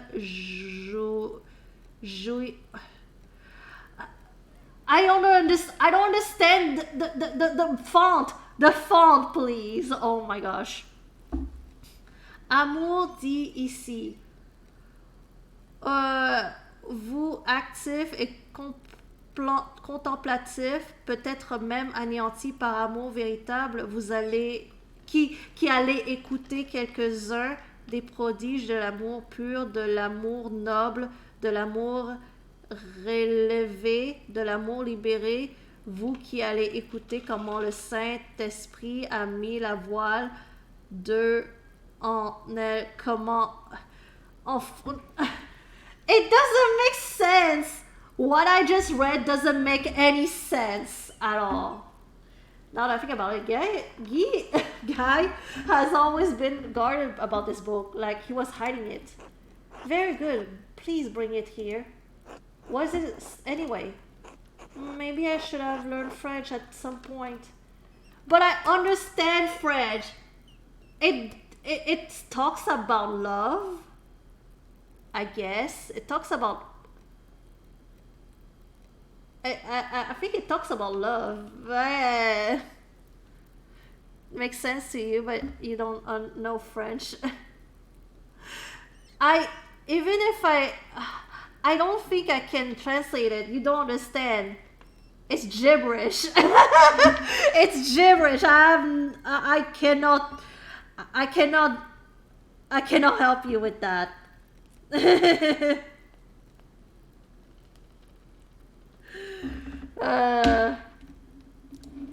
What is this? Why are you asking so many questions? Just give it to me. Why won't you tell me what this book is? Because it's the dangerous book, Andreas Mahler, one of the previous abbot tolerated in spite of the papal order to destroy it. 3 French bishops condemned the book. All copies were to be burned. It don't make any sense. Its author shared the same fate. Uh-oh. They burned the author of this book? Oh, damn. What? Why? Oh, hold on. 1, 2, 3, 4, 5, 6, 7. 7 layers. Wait, hold on. Oh, is this book like the... Is this by the book the Heaven book by Dante? Okay, it's not the Divine Comedy. It's not the Divine Comedy, but it's like, what is it called? It's inside the Divine Comedy by Dante.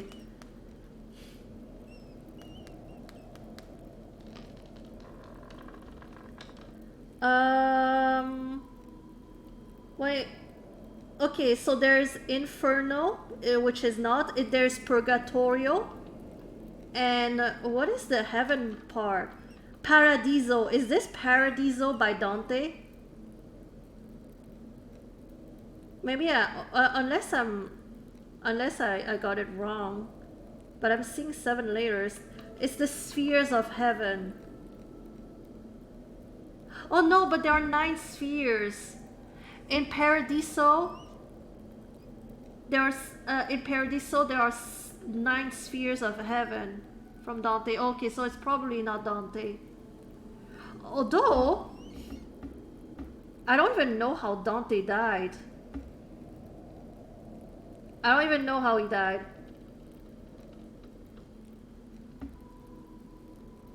Okay, yeah, he didn't get burned, I think. He didn't get burned.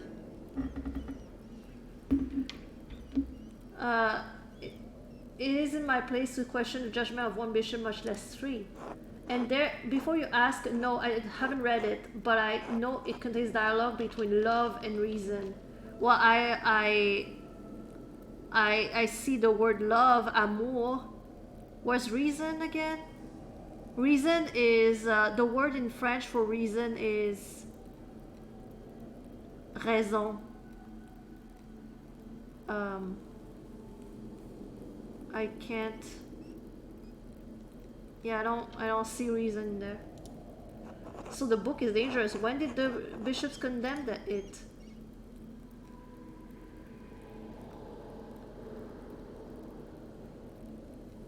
Gumbo Fu? Oh yeah, Lou, did you you played the game Nancy Drew Message in a Haunted Mansion, right? What did you think about all this, the oriental elements of the game, like Gumbo Fu, the objects, I don't remember much. What else did they have there? There were a lot of Oriental elements in that game. What? Why is it still here? Because Father Matthias loved books. All books. He didn't want to see it destroyed.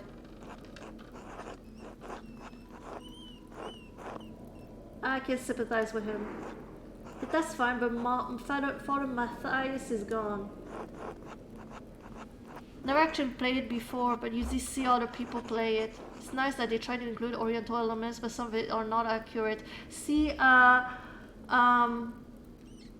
it is not meant to be accurate. It's when it comes to Orientalism here in North America, at least, it's about how the white people perceive the Asian culture, how they perceive the Orient. So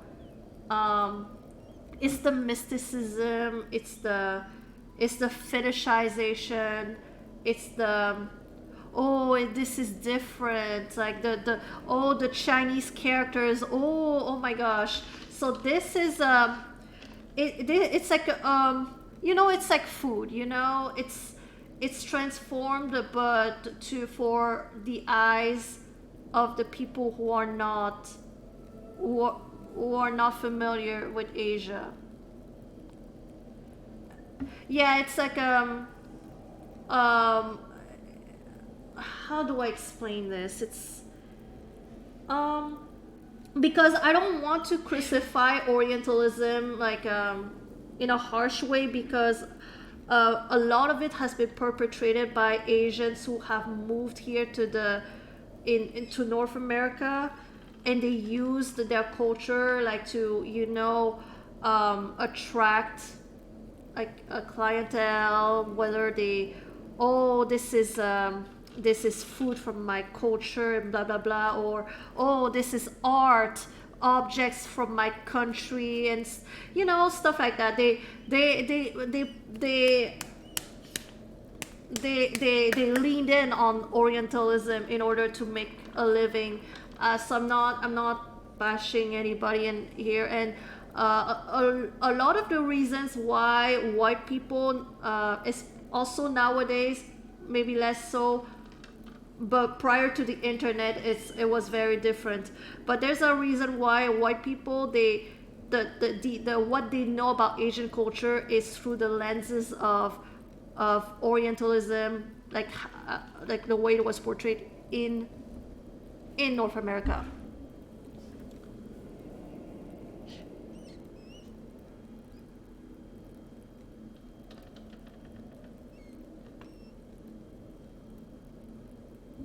Yeah, it's honestly, I will say this though. Back in the day, I'm pretty sure they did the best they could. Pretty sure they did the maximum they can, but it'll never be accurate. Just like me, my experience of Vietnam, what Vietnamese culture is always gonna be different from the experience of a Vietnamese person who grew up in Vietnam, who is still in Vietnam. Like, the way I see my home country is gonna be different from the way they see their home country. Like, how I see Vietnam is not gonna be the same. It's so as much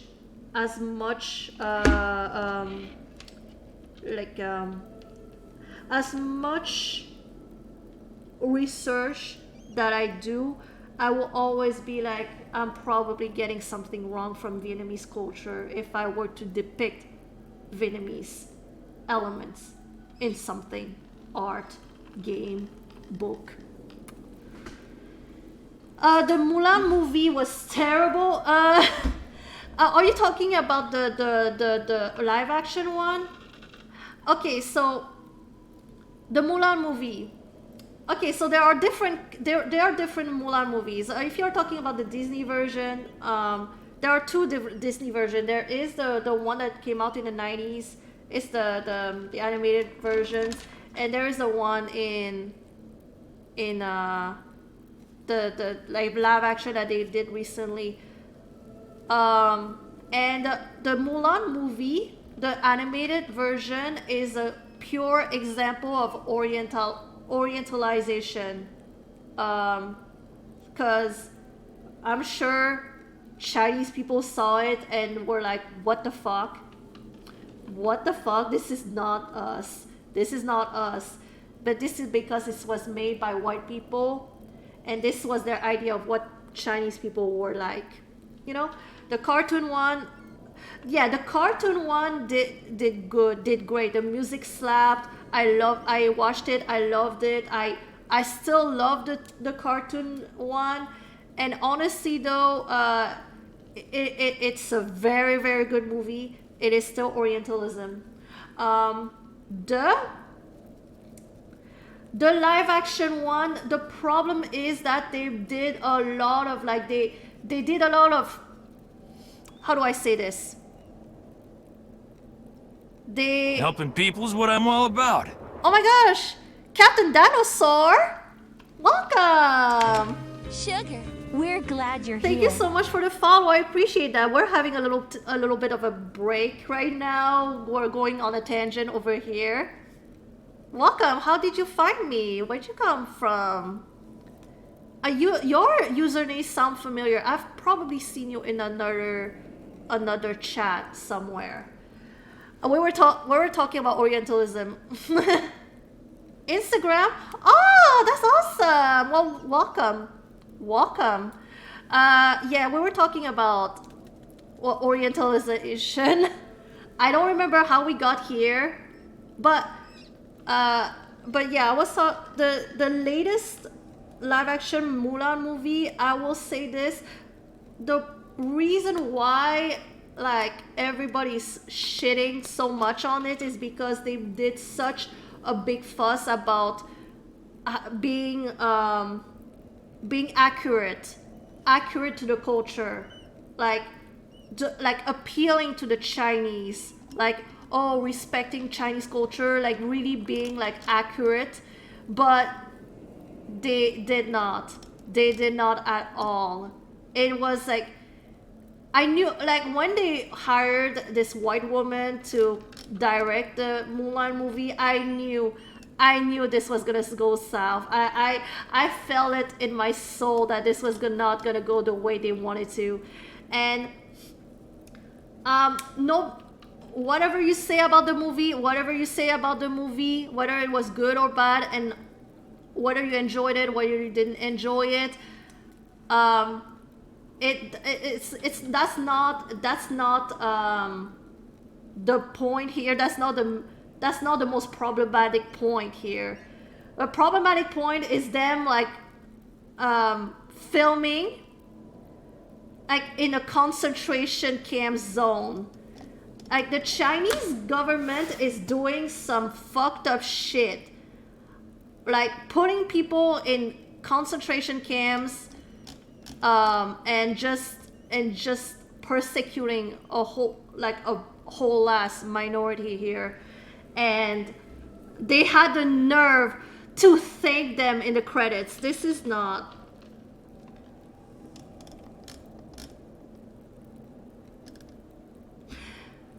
Listen,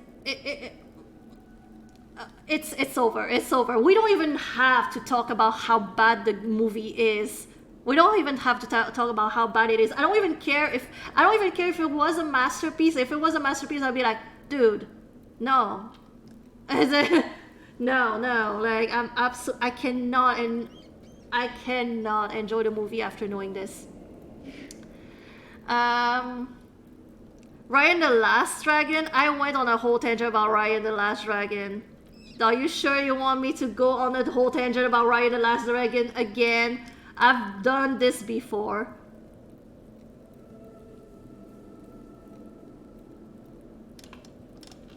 Yeah, it's honestly, there is a Mulan movie, a live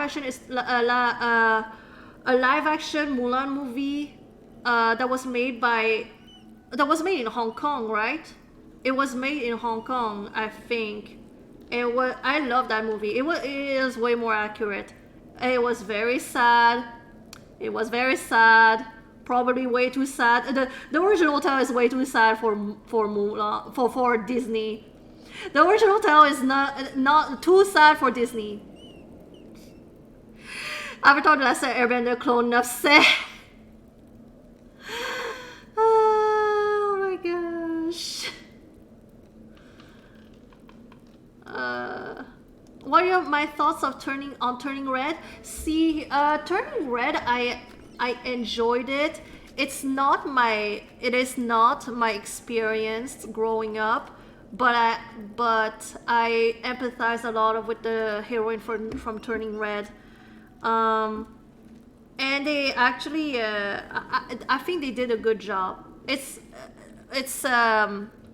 like, it's probably not for me. I mean, I just, I saw it, I enjoyed it, was like, but like, yeah, but I didn't go through that growing up. My mom wasn't as crazy as this woman, but I still empathize a lot with the characters there. I wish I had a group friend growing up like that. Witches are not prosecuted in ancient China, and yes, there are witches and shamans in ancient China. They are usually revered as priestess in their tribes and stuff, usually believed by their people to be sent by the gods. Film industry is really sketch. I work in the industry and I'm not surprised that a huge company ignores so many problems. Honestly, Disney, I'm not surprised when it comes to Disney at this point. Disney wants that Chinese money. They want that Chinese money, so they're gonna kiss the Chinese government's ass. We should not be like surprised. We should not be shocked. We should not be like, oh my gosh, I'm being betrayed. Bish, yeah. Bish, what did you expect? It's a corporation.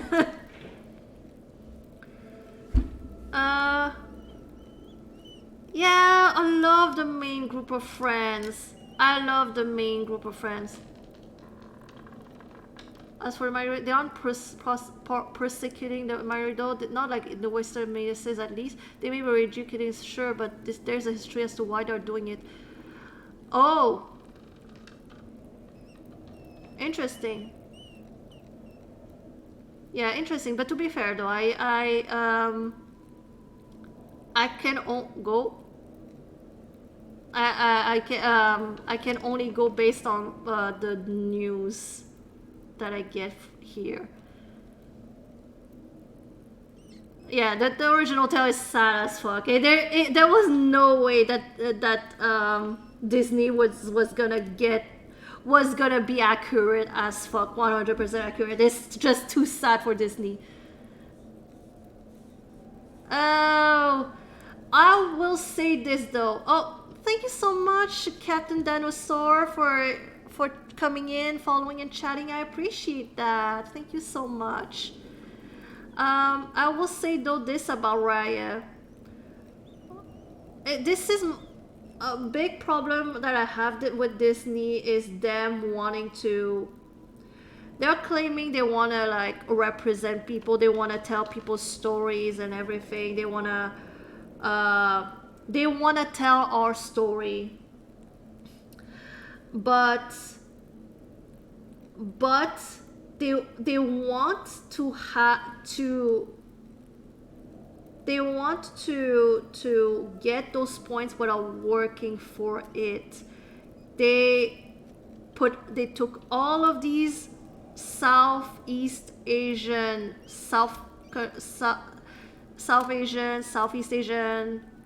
countries, and they just mashed it all together. It became an incoherent mess. I think they should just took one country, like they did with Moana, like they did with that movie in Colombia, Encanto. Should just took one country and told that story there. they just mash everybody together. They wanted to have as many points as they can. It's just infuriating because the movie's a mess. The movie's a mess. How did I end up talking about such topics about from talking about French? I mean, this is the life of a streamer. This is the life of the streamer. It just goes. It just goes. You just have to go with where the flow goes sometimes.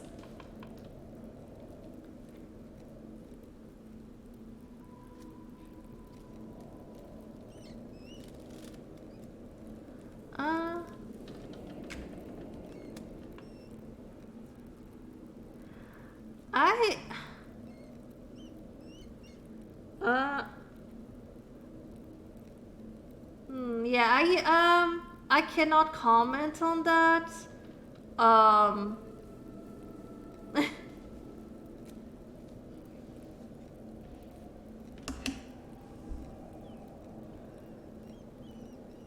The difference barrier that Avatar does is that Avatar managed to integrate the different cultures well, right? Though, see, Avatar: The Last Airbender was like, Avatar: The Last Airbender is like it takes like what, 3 seasons, 4 seasons. They have all the time they need to flesh out these characters. They have all the time they need to flesh out these worlds. They have all the time that they need. Unfortunately, Raya and the Last Dragon is a movie. It's a movie. It's not a TV show. It's a movie. They were stretching really far, very thin, and it's just it doesn't work. It just doesn't work. Also, like, the dragon was so ugly, and they were getting on my nerves. Aquafina needs to go away. Aquafina needs to go away. I cannot stand Aquafina. Like, I cannot stand Aquafina. She needs to go away. Stop casting Aquafina. She's annoying. And honestly,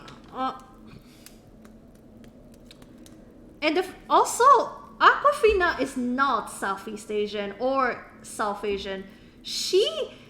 Aquafina is East Asian. I see you, Disney. I see you. Okay? I see you. You're all like, oh, we wanna, representation matters. If representation matters, why did you cast Aquafina? Why are you doing this to us? She's so annoying.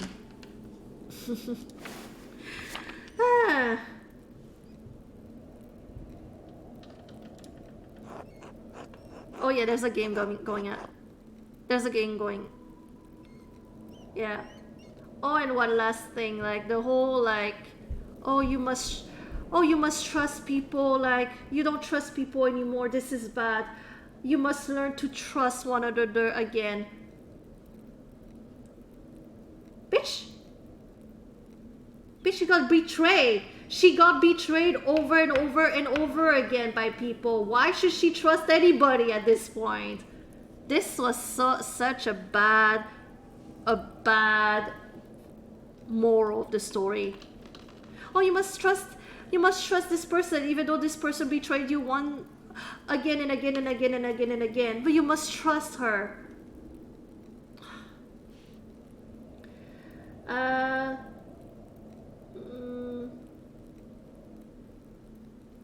Must the book be destroyed? No one even knows what that's here.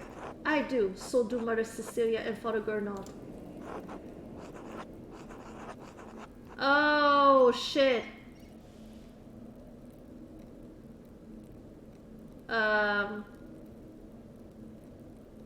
I refuse to give it to you if all you're going to do is destroy it. Here, fine, take it.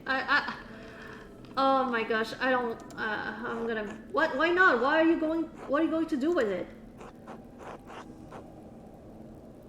Read it and become a French heretic. Oh my gosh. I'm sure I'll hide it. Keep it safe. Give me that book or our deal is forfeit. I won't tell you anything about Baron Rovogel.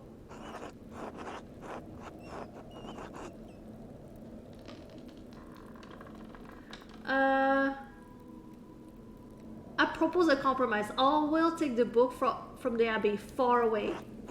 I'll be gone by the time Father Gurnalt asks about it, and if you like, you can say I stole it. I doubt he'll make a fuss about me stealing a book he wanted destroyed. I don't like this, Andreas. It feels wrong in my heart. Persuade Illuminata.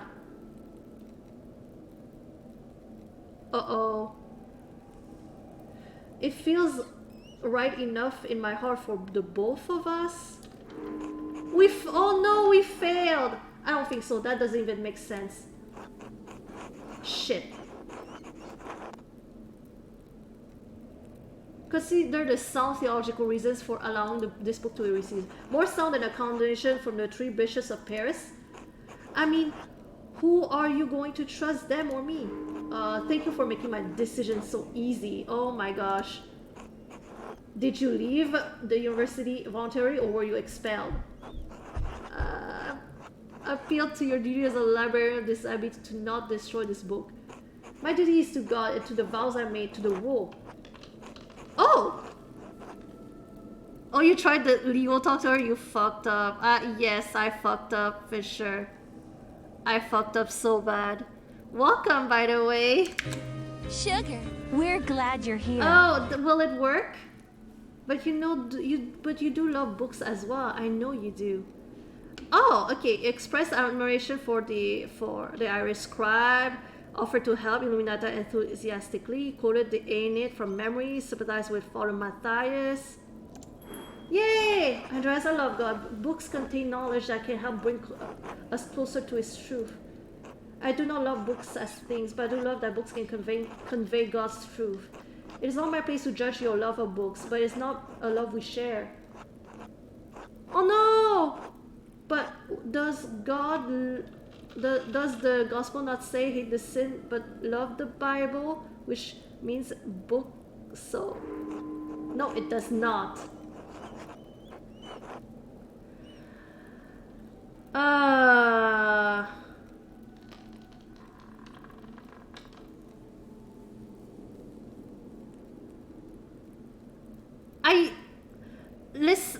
Listen, I read it.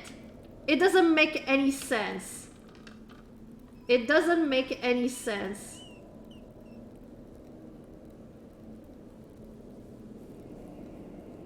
But I hate books being destroyed. I'm sorry.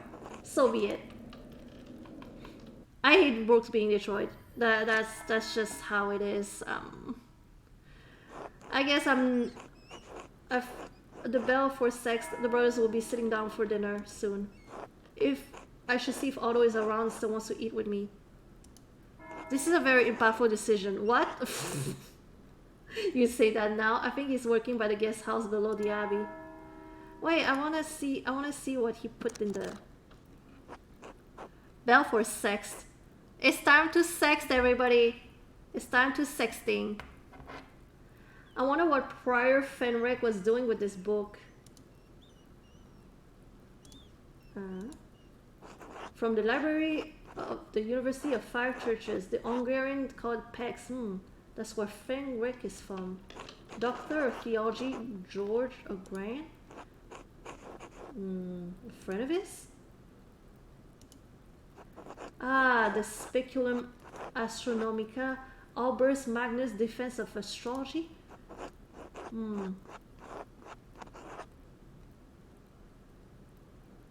Sloppy book hand. Couldn't have been produced by an abbey of note. This is definitely Fenric's handwriting between the lines and the margins. Easy notating. For personal use. In any case, it's a total commentary. What's this? It looks scribbled, not like Fenric to be soppy, and even blood in the ink dry. Oh! He's into astrology now! He's an astrology girl! Ooh! Libra, Capricorn, Aries, astrological symbols. What's written below? What is this sign? Great, to be sure. That doesn't make any sense. That's not even a word, just a jumble of letters. There must be some kind of cipher. Where's the key? What's the key? I suppose I'll figure out in due time, but I'll copy this all down to a reference for reference later.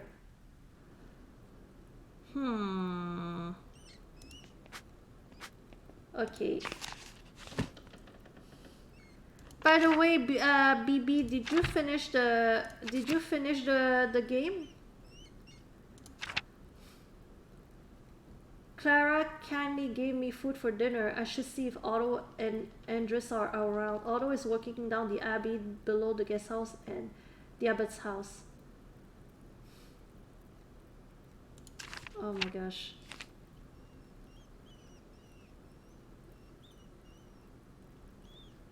Yeah, you couldn't stop playing? I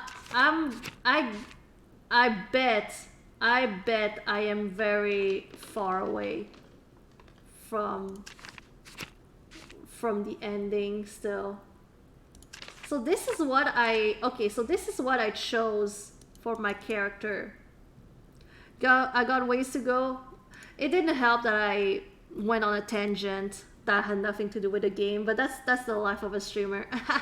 So I chose to know Italian, a little Greek, and I chose hedonism. Italian will help. Yeah, it'll help. I already know French, I don't need that. I chose hedonism. I was a law student. Bad. I chose the heaven and earth, heavens and earth, and Latin.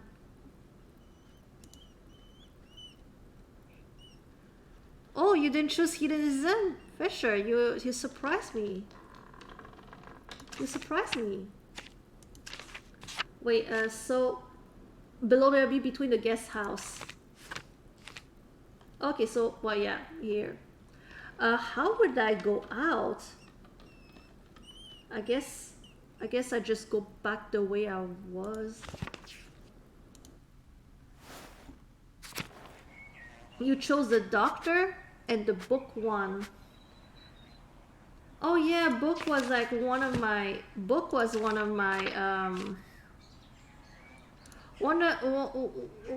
it was one of the stuff I was like hesitating on. There were so many good. I was like, can't I be a jack of all trades? Can't I be a jack of all trades? Why must I choose only like one or two? I'm just saying. This should allow us to be a jack of all trades, you know? Why can't I love books and hedonism at the same time? I'd like to know that.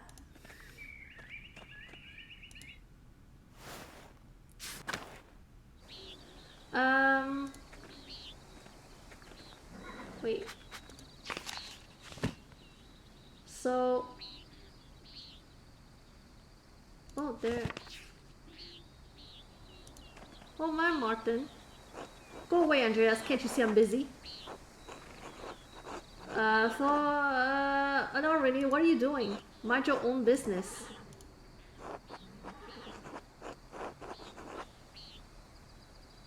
I'm more curious, and curiosity is a virtue. You're nothing but a snoop and a windbag. Piss off. I don't want to talk to you anymore. Oh, is that because we were... Was it because we didn't take his side, like, earlier? Is that why? Wait, where's the objective, though? Below the abbey, between the guest house and the abbot house.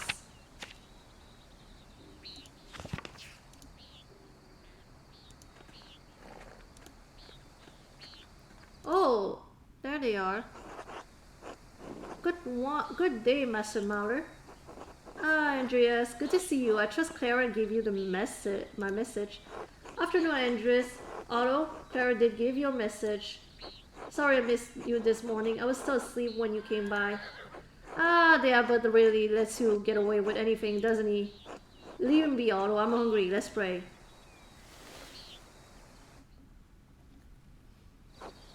Bless us, O Lord, and these your gifts which we are about to receive from your bounty. Through Christ our Lord, amen. Amen. Amen. How did your morning treat you? Not too bad, thanks. I heard my damn hand splitting timber to replace a bad beam in the abbot's house. It's not that bad of an injury. It just galls me that the abbot bleeds us dry and we're expected to do work here when it suits him. Ooh, cheese! He's not all that bad. I get a lot of good work from the abbey. Casting pilgrims' badges isn't really smithing, but I don't mind.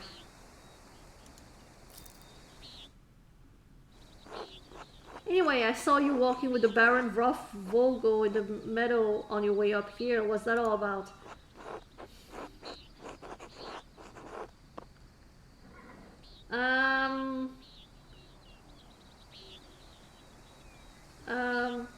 He's here to check on a commission. I understand was friendly with Father Matthias.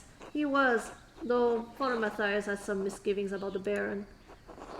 What kind of misgivings? That he fools around with young women. He's married, of course. Although that's only gossip. It isn't Christian to spread rumors like that. Oh, please, do tell. Please, more rumors, please. It's not gossip that he beat up that farmer a few years back. Old Rannick, may he rest in peace. I wasn't there, so I don't know. But if he did that, yes, it speaks poorly of his character. Damn!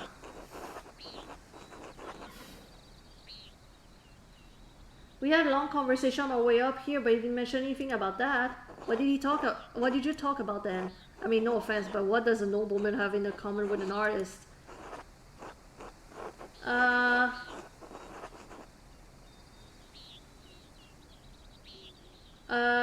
Martin Luther, my time at university, a variety of other things. He's quite well educated. Sure, I imagine you have a lot of time to read when you don't have to worry about where your next meal is going to come from. This bitterness and envy are not good for our Christian souls, Otto. It's not envy, Andres. No one should get away with what he does, what this abbey does. No offense to you, Andreas. I don't have any problem with the books that the abbey makes. I mean, I never did learn to read, but if people are paying the abbey to make them, it does not bother me.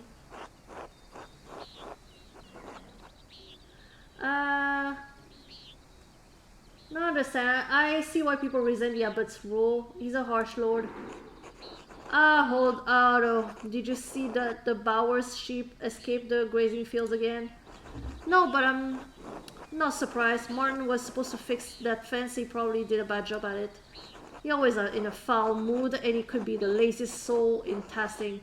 He can't even hold a hammer properly. Married and a father at such a young age, and he barely fits a finger for his wife and child. On top of that, he's a damn thief. And before you say it, Andres, that's more than just gossip. Look at him, even by the guest house. He's probably figuring out what he can steal with the least amount of effort. How far am I from the murder? How far am I from the murder? I want to, like, I feel like I'm so far away still from the murder mystery. Will someone die during this stream? Please? Thank you. He's a born shirker, sure enough. I know one when I see one. Especially when you look in a mirror. Speaking of the Bower sheep, their ears are shorn and the women will be spinning it soon, Otto. You gotta keep going. There's a lot of context to consider.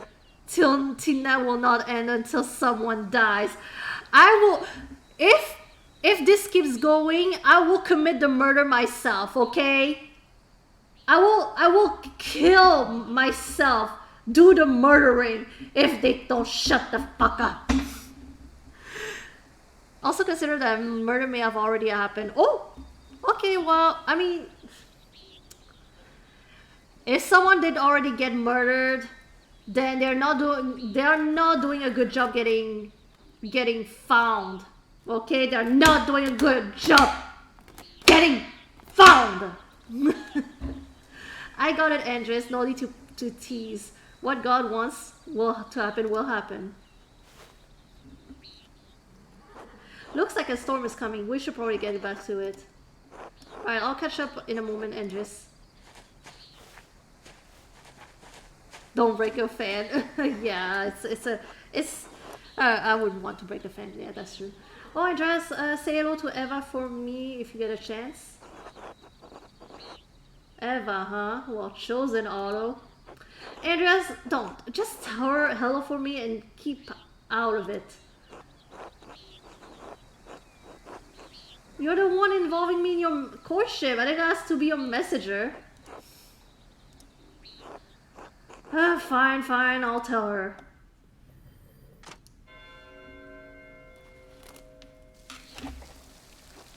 Time to get back to work.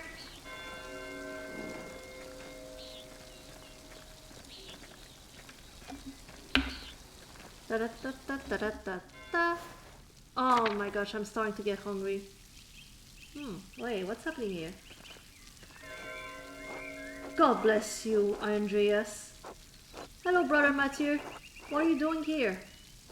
I thought you were aware that in the addition of to my role as Kiersau's Sacrus, I attend to the shrine of Saint Moritz.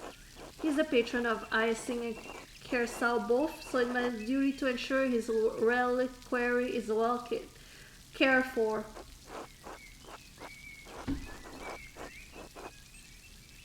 The shrine's always briefly kept. Whenever I visit, I'll always leave inspired. The martyrdom of St. Moritz provides inspiration to us all.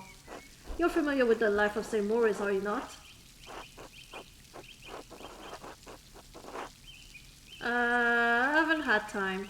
Well, you have to learn something about Tassing's patron saint while you're here. By all means. St. Moritz is most widely known for his martyrdom at the hands of the Romans. He protected a town of Christians from slaughter, and in turn he and his legions were decimated. Do you mean annihilated? Because technically decimation means 1 of every 10. From Decimus.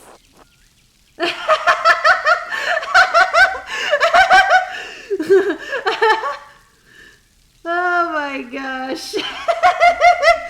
He hates us now. We're such a know-it-all.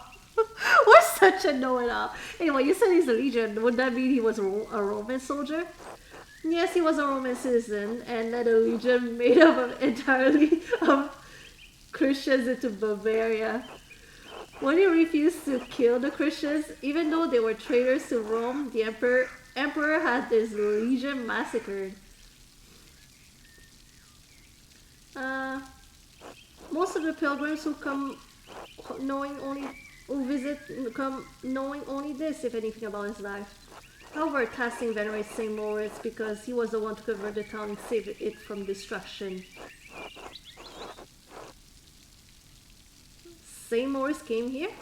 Indeed, he and his legion were snowed into this pass and the townsfolk refused to aid them. The daughter of the town's leader, Satya, was moved in spirit and snuck from the town to convert. She led Moritz to the spring, and as soon as she was baptized, the snow melted and revealing all matters of fruits. Moritz and his legion were saved by these miraculous gifts. The town was converted and the rebels fled into the mountains. What happened to Satya? She too was martyred for her faith by the rebels inhabiting the town. Now her shrine protects Tassing from harm. What an astounding story! Thank you for the history lesson, Brother Mathieu. You're welcome, Master Mallory. God bless you. One more thing I have a favor to ask you. Yes, Andreas? I was hoping you could give me my pay for the latest manuscript early. This isn't part of the agreement you made with Father Gernot. You'll be paid on the completion of each additional manuscript you illuminate, and not before. Can't you make an exception this once? Not without good reason. Yabe runs through mutual agreements, not haphazard payments. Breaking such contracts could cause undue trouble, not only for Kursal but for Tassing as well. Is that why Father Abbot has increased the taxes on the gardeners? What is this about, NGS? The gardeners have asked me for their rent early so they can pay their taxes to the Abbey. I see, very well. Do not ask me this of me again, Andrea Mahler. Here you go. I shall note this with Father Gernot and Prior Ferenc. Thank you, Brother Mathieu. God bless you, Andrea.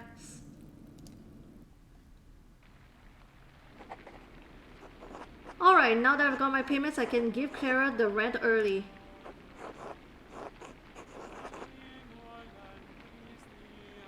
I'll give it to her directly to make sure she receives it. Oh. Shit, where am I? Oh, okay, I'm in the church here. I managed to convince Brother Matthew to pay me early for the manuscript. Luckily, I didn't need to convince the abbot. I should get the money to Clara. Okay, time to go back to the scriptorium. Wait, I forgot again. Where is it? Oh. Can I go through the set? Wait, that's an Old Bailey? Oh, okay, yeah. I have to go to the Old Bailey. This place is so big. So big.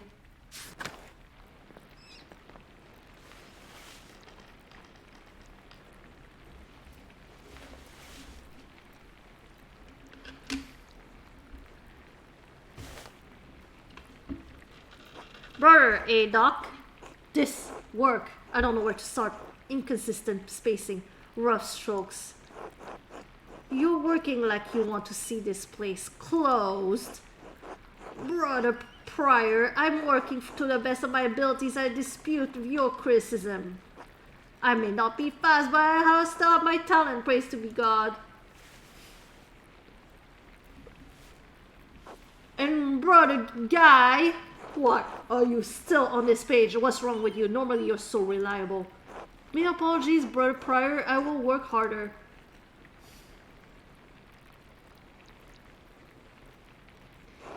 Piero, I can't believe this.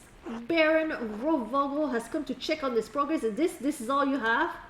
You should have finished this months ago. Is your mind so corrupted by age that you didn't notice the seasons have changed? Damn! You're not the one who will have to answer for it, so why should you care? Typical.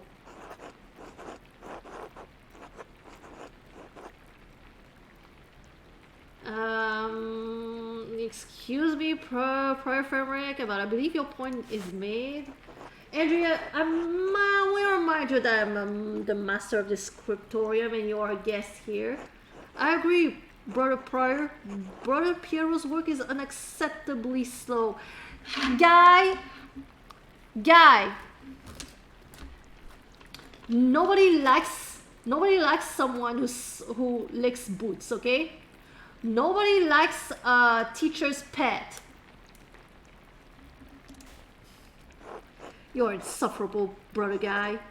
Oh God, give me the patience to endure this. Please, everyone, this is my work, and I accept the responsibility for it. Prior Frederick is right.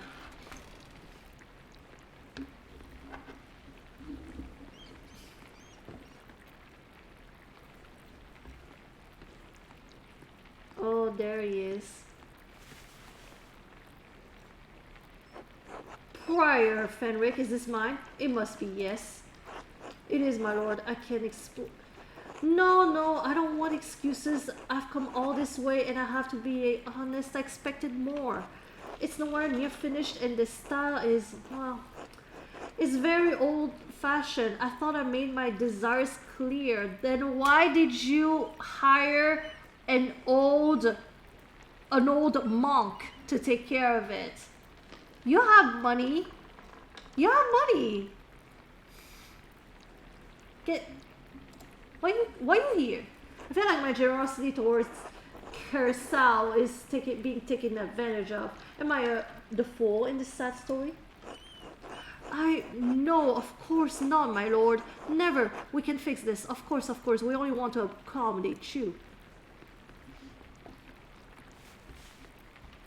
Ah, Andreas, good to see you again. My lord? Father Gernot, why not have Andreas complete the rest of the illustrations? He's clearly capable. Well, my lord, why not have Brother Guy complete it if the speed is your No, I'm not talking about the script, that's fine, but the art, the illustrations. I want Andreas to do the others. Well, of course, I mean, if Andreas is alright with it. Well, but I'm trying to finish my masterpiece at the moment. Andreas, you would do well to remember who it is. Who is that making the completion of this masterpiece possible. If it takes the pressure off of Brother Piero, I'll be delighted to complete the work. There we have it. I hope this allays your concerns, my lord. Excellent. By the way, Father Abbot, am I still welcome at your table for supper? Naturally, my lord. Wonderful. I'd like Andreas to join us. I've already made supper plans with the Drucker family in town. Nonsense. You can eat with them any day. I'm only here for the evening. Well, Father? Well then, that would be quite unusual. Unusual or not, I doubt that my good friend, the Prince Bishop, will deny additional guests at his table. Well, do you think? I understand. Yes, you're right. Of course, Andreas may join us for supper. I look forward to it. This guy doesn't take no for an answer. He scares the shit out of me. He doesn't take no for an answer. Like, no matter what I do, like, it doesn't... The decisions don't matter. You had this plan. The fuck? You must have put your hook in the Baron this morning when you ambushed him in town. That's beyond ridiculous. Listen to yourself. Brother Prior, Andreas is not to blame for any of this. I am. Yes, you are, and you've embarrassed me, the Abbot and the Abbey. Prior Fenric is right, of course. No wonder we don't get more commissions.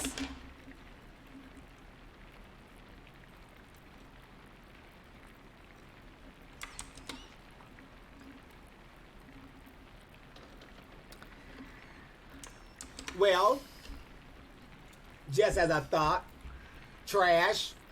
I'm never gonna be friends with Guy over here. Guy, you're on my shit list.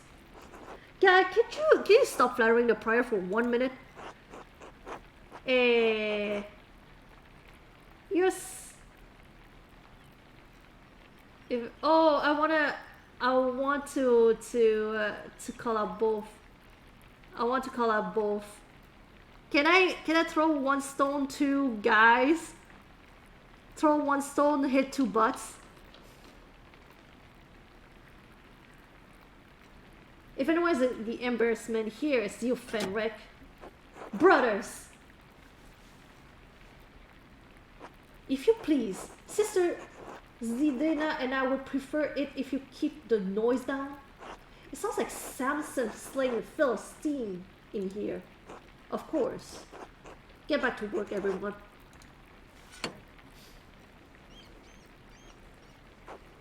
Well, that was not wonderful, but there's nothing to be done about now. I'll finish my work here and wash up the lavatorium for supper at the Abbot's table.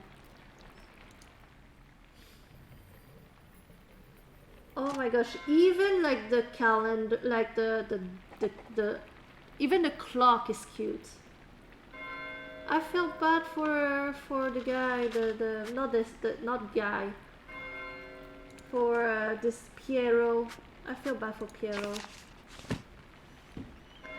Lawrence invited me to eat at the abbot's table. I'm not sure I'm welcome, but I can refuse the invitation. I should wash up at the lavatorium in the cloister and then join the brothers in the refectory. Claus is going to be annoyed that I'm missing dinner with the Druckers again. I'm trying my best. Where is the cloister? Cloister is what's the cloister?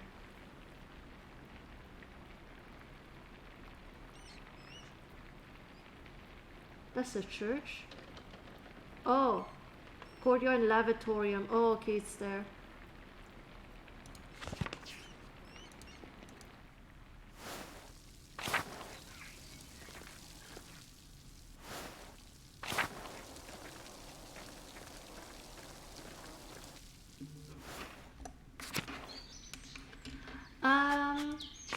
Now, oh, it's like right there.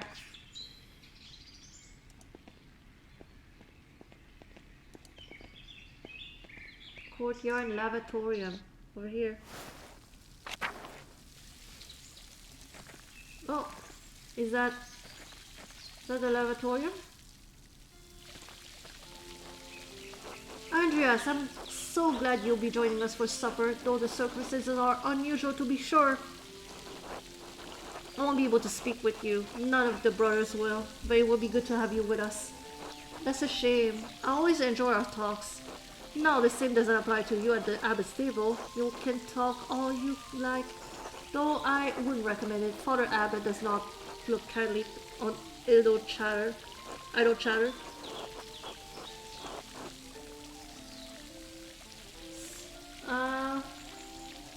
I wish that you could take my place, Brother Piero. You deserve the honor. Anyway, I'm sorry for how the prior treated you. It's not fair, it's humiliating. Oh no, my son. There's no need to worry about me or my pride. And all we need is a taste of humility from time to time to keep our feet on this earth. No, Andreas, you're my pride.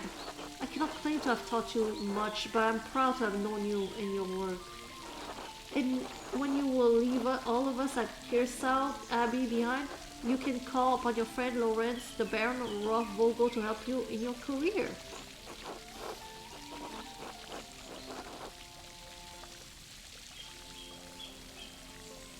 There's nothing wrong with your style. It's not all just because a nobleman says so.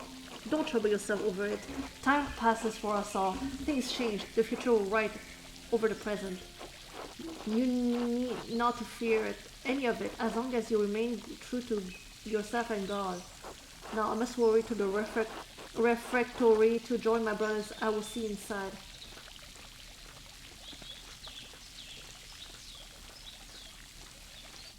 Where does this water go? So now I need to go where? Oh, the refectory. Okay.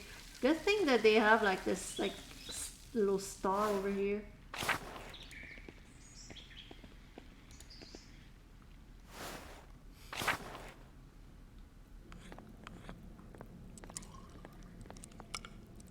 Andreas, glad you could join us.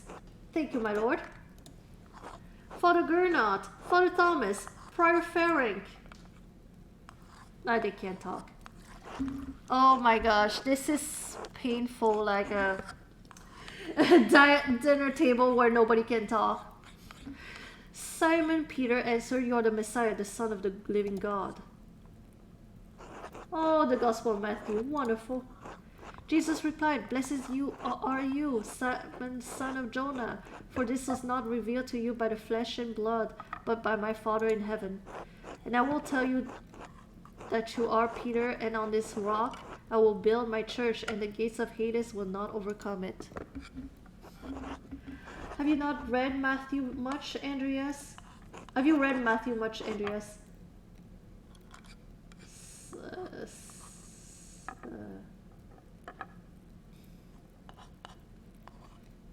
Uh,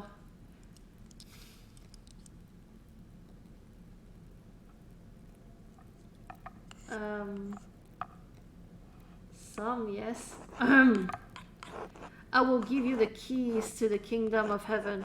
Whatever you bind on earth, I will be bound in heaven, and whatever you loose on earth will be loosed in heaven. Then he ordered his disciples not to tell anyone that he was the Messiah. Whatever you bind on earth will be bound in heaven. That reminds me, Father Gernot, have you read anything by Martin Luther? I can't say that He has some incredible ideas about the church. Brilliant, I think. Oh, yeah. Nobody likes him. My lord, is the meal to your liking?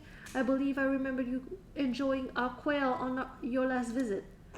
The quail? My God, Father Abbot. The quail's fine, but don't you think Luther's ideas are worth discussing?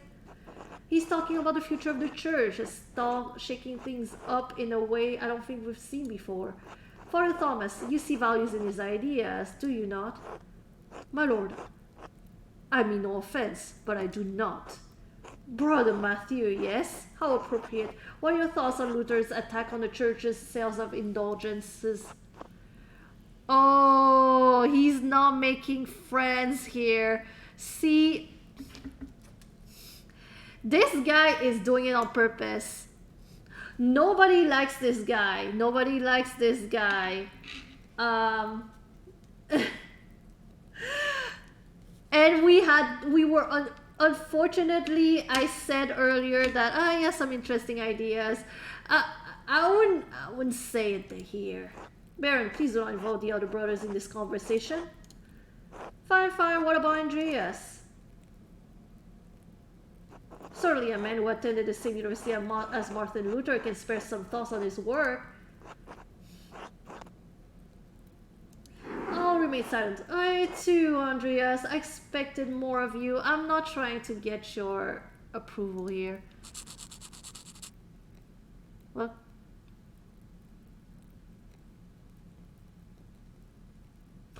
Enough.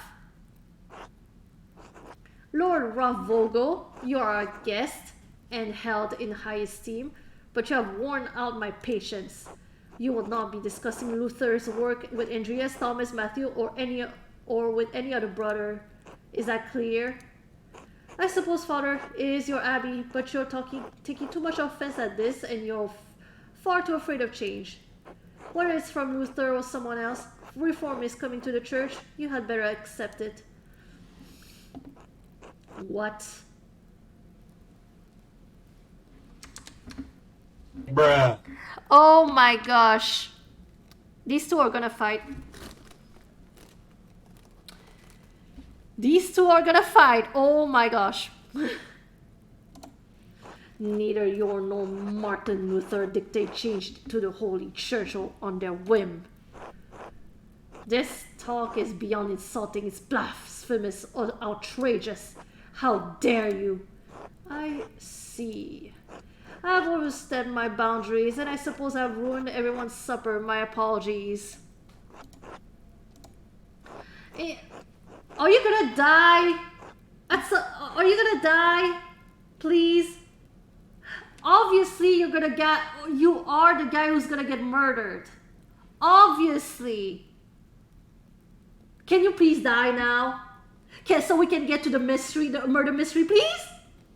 Thank you. In spite of this unpleasantness, I will make good on my manuscript payment and the donation of my copy of Historia Tassei. If you cannot accept what the future will bring, perhaps it's time for you to come to terms with your past. Well, no need to overstay my welcome. Fathers, brothers, Andreas, good night.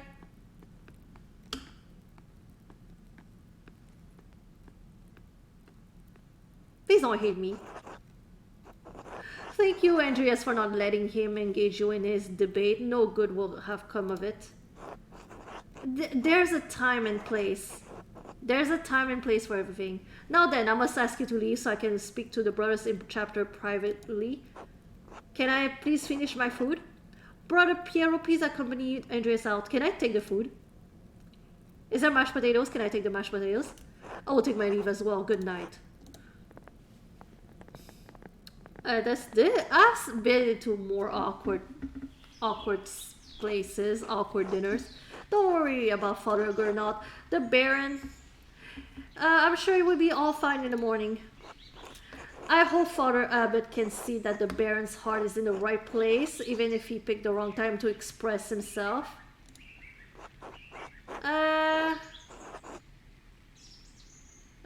That seems unlikely. Maybe so, but we must never lose hope. In any case, I do hope the Baron respects the Abbot's wishes for the rest of his stay, for everyone's sake. Brother Piero, what do you think of Martin Luther's ideas? This for the younger and wiser men than me to decide. I'm just a monk, thank God. Good night, my son. I hope nothing bad happens to Piero. Brother Piero, I hope nothing happens to him. I should get some sleep. Damn, is there no like fast travel? I guess not. There's a lamp still burning in the guest house. Loris must still be awake. I wonder how he's doing. And what was he thinking? He's a baron, but he couldn't have expected that to go well. The storm doesn't seem to be letting anytime soon. A poor night for stargazing. I should get back to the gardeners.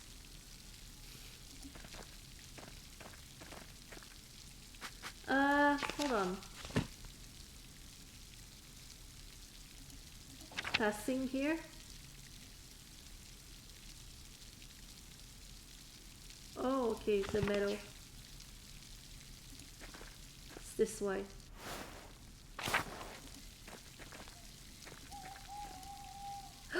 Eh? Oh! Yeah!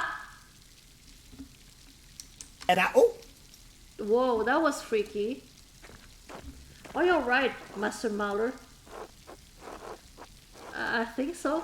You look like you've seen a ghost. Maybe. It could be Roman. It could be a Roman, maybe even an old pagan. Wouldn't be the first time people have seen ghosts around these parts. Have you ever seen one? Usually around the ruins. Who knows how many restless Romans beneath those stones. I think I found Jonah's last lost sheep. I'm going to head home. Take care, Master Mauler. I will, good night, Till. Oh, wait. I can look at this. Iris is beautiful. I can observe nature because of my trait. Snowdrops, one of the only flowers that can bloom this early in spring at this altitude. A shrine to St. Maurice, the statue looks ancient. A columbine looks like it's coming in early.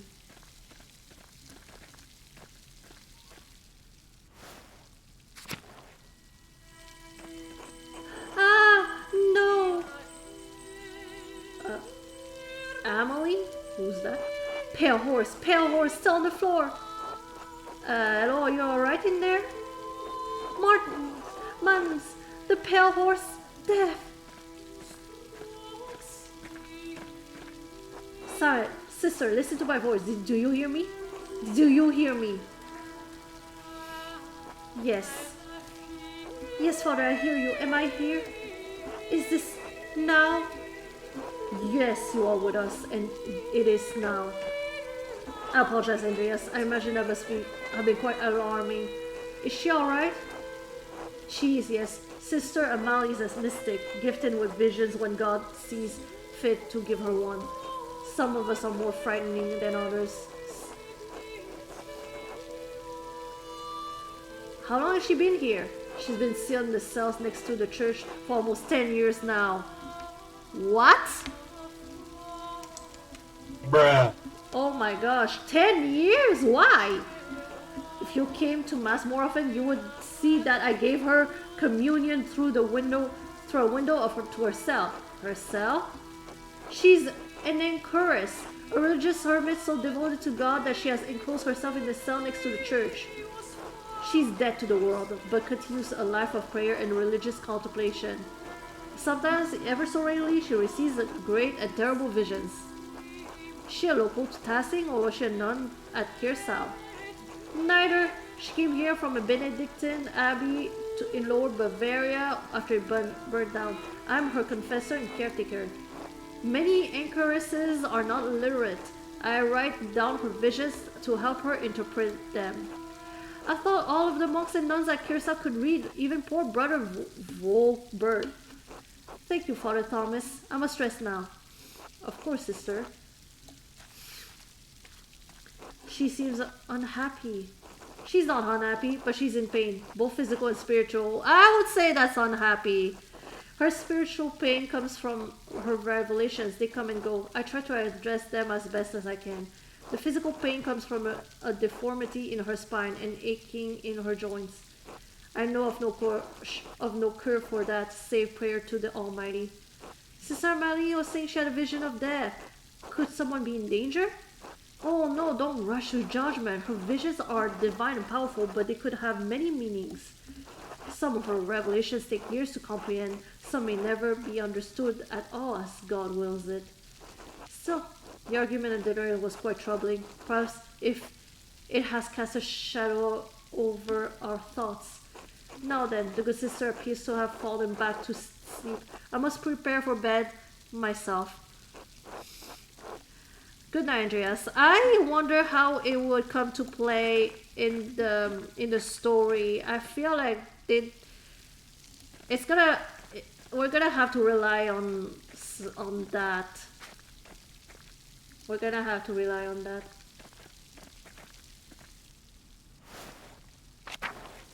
Okay.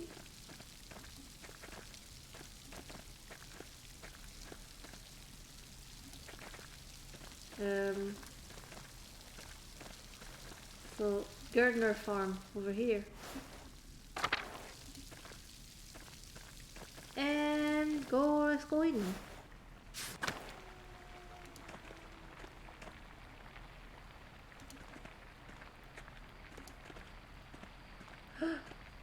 Everybody's sleeping now. That is, there's absolutely no intimacy here. It's getting like I should get some rest. Hold on. Wait. We'll see if there's anything here that I can do. Or we should clean this up. Okay, well, there's nothing else. Go sleep.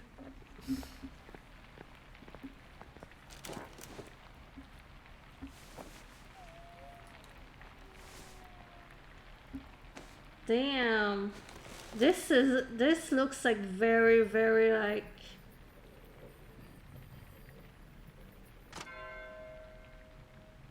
This looks like very wet. Time to get back to work.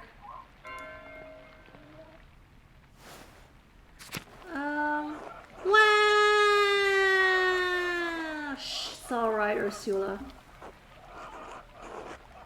Good morning, what happened? A storm rolled in during the night. It hasn't let up all morning. Clara and I have been doing what we can in here to keep us all from washing away. Peter and York are outside, trying to deal with the flooding as best they can. Oh my, is the farm in danger? There's always a danger with this much rain, but we lived through worse. Whatever happens, as it will be as God wills it, we must have faith in providence and endure what is to come. Awesome food for you.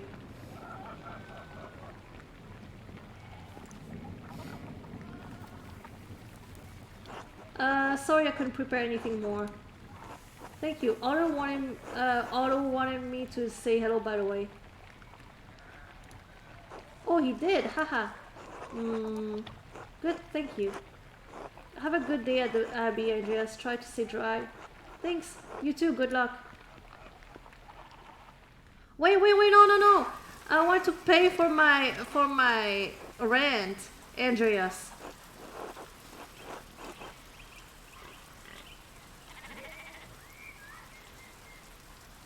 Oh, I didn't see that wall was broken. Is that from the flood? It is.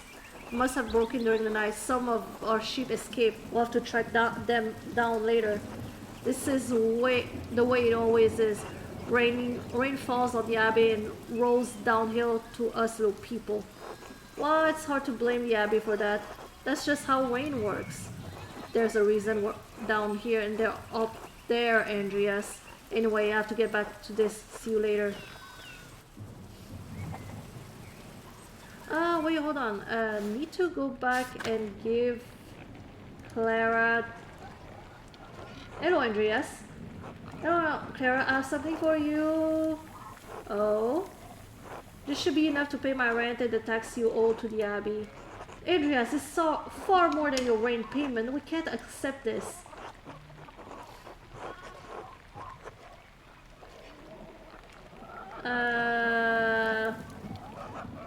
But Andreas, how did you even find so much coin? Are you sure you'll have enough to spare for yourself? I've convinced Brother Matthew to pay me a bit early. I want to be sure you could pay. Don't worry about me, Clara. I'll be fine. Oh well, if you're sure. Thank you, Andreas. You don't know what this means to us. It's probably best not to mention it. Of course, I won't mention it to anyone. Still, thank you. I'll let you move on with your day. God bless you. Until then.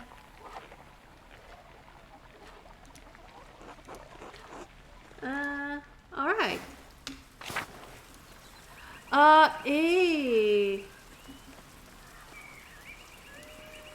I will play for another 15 minutes and then I'm going to end the stream.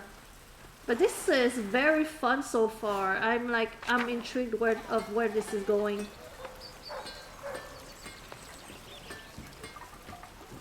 Hello, Andreas. Good morning, Andres. So, Otto and Eva, eh? Yes, what about them? Otto has a good eye. I can't fault him for that. I guess she's good, strong-willed woman. I'm not a gossip, Andreas. At least go to the Abbey before you end. Okay, I will do that. Otto practically asked me to be his messenger. I'm only trying to understand how things stand. Did you really? Or did you just assume the part all on your own? You start picking your poor Abbots during your time in testing, Andreas. It can be the Gurners, Peter's stern, maybe the monks talk too much. But if you ask me, I think Otto being a bit too slow about it. Otto's a bit too slow. Oh? He's old enough already to not be smitten like a boy. They both like each other. Seems to me if you found the right person, you should go for it. It's what I would do. Where's Mr. Schmidt-Dean, if I may ask? That's a private matter.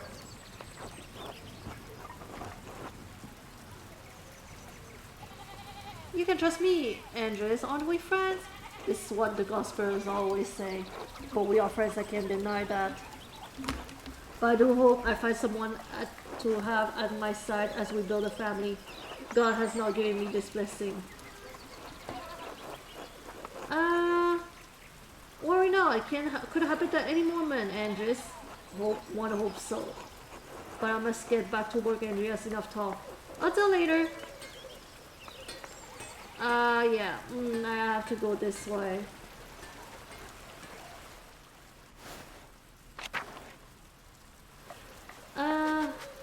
Damn.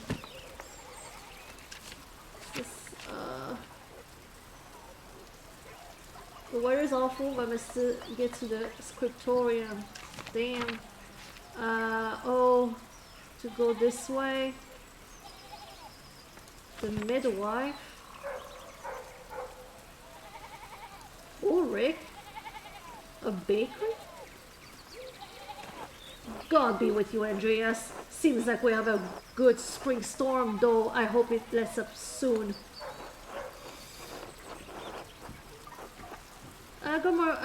Good morning. It's annoying. I have to walk all the way up to the Abbey in this. Complaining won't do much do you any good. Best to enjoy and have faith in God. Eric, I paid Gret for last week's pumpernickel. Sorry to make you wait for it. It's no problem at all. Please say hello to Lucky for me. Of course, and I'm off to home and then to the Pfeiffers. Good morning, Agnes. What's going on at the Pfeiffers? Helena has about a month to go before her child is due. Her last one was hard. He didn't make it. God rest his soul. I just want to give her the best chance she can have. It's in God's hands. Trust in Providence. Alright, Eric. Well, do what I can do to help. Why make the Lord do all the work? I must be off now. Good day to you both, and Andrea, stay out of the rain. Tell Anna I will pray for her health. She will appreciate that, Andreas. Thank you. Until later. Until later, Agnes.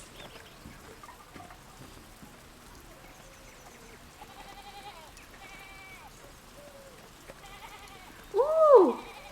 Wait! You can pet the kitty! Kitty! Kitty! That's more than we can do in the excavation of Hobbs Barrow. That's more than we can do.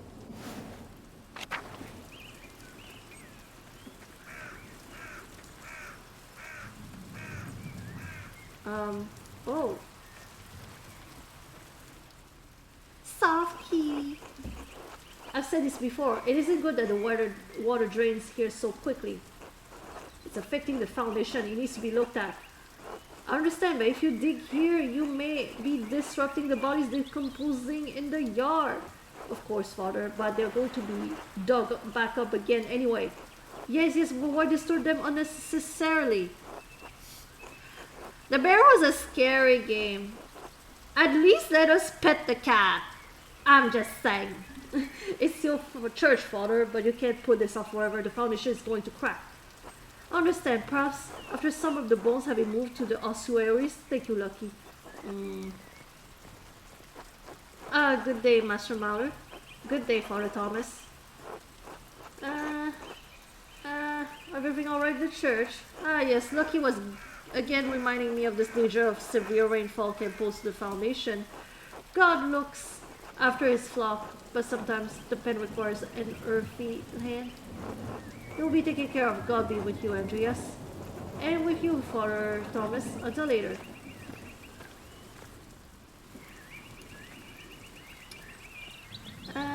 Alright.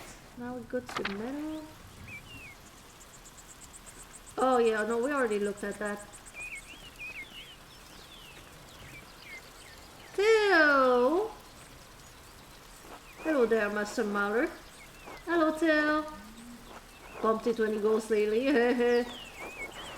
No, not since that we last spoke. Good.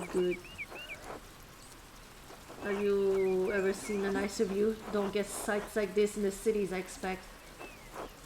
It's hard to believe the Romans built a town all the way out here and we just let these structures fall apart. Oh yes, the old Roman ruins. Passing is full of them. Quite the marvels they are. I don't pay much mind to the writings on them, as I can read Latin myself, but you might enjoy giving them a look. If you do, you'll have to tell me if they match the old legends I read about. What sort of old legends? Well, when Father Matthias was abbot, he would let me borrow books from the abbey's library. I think I read through half of the library before Father Bernard became abbot. He and Father Thomas are strict about which books should be read now. Books should glorify God, they say, not discuss the old pagans' ways. Still, the accounts of the Romans in Tassing are my favorite. The old book talked about how the Roman knight Gaius Meltus defeated the Reti, I think it was. Heavy snowfall had him caught in this very valley, barbarians on all sides when Mars sent the wolf to the night. Instead of killing the beast, Gaius followed it to a magical spring with trees covered in all sorts of fruit. Mars provided a wolf in the spring, and Gaius Meltus founded Tasting after defeating the barbarians to honor Mars. That's interesting. That's where all this came from.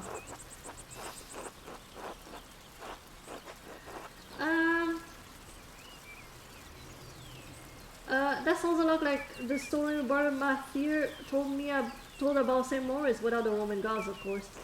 I had thought of that. Both were snowed in this valley, weren't they? And saved near spring. I wonder if this is the same story. I don't know all about that, Master Mailer. A lot of stories got mixed up over the years. I might be awfully fable, but I enjoy the story all the same. It's nice to feel you're connected to those who came before you, even if it's only by the land you live on.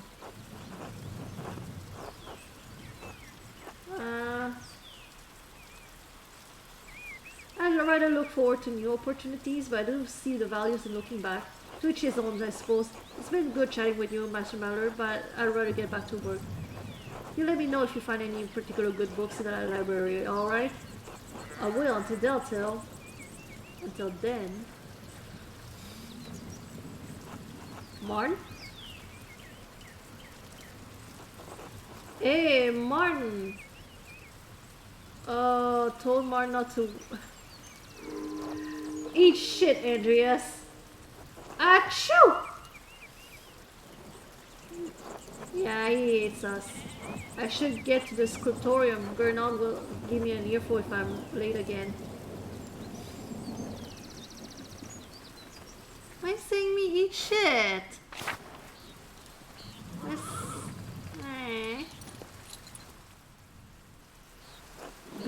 God be with you, Andreas. Are still preparing to leave even with this sweater? The weather is unfortunate, but the Baron's wife, Lady Saloma, will be arriving today.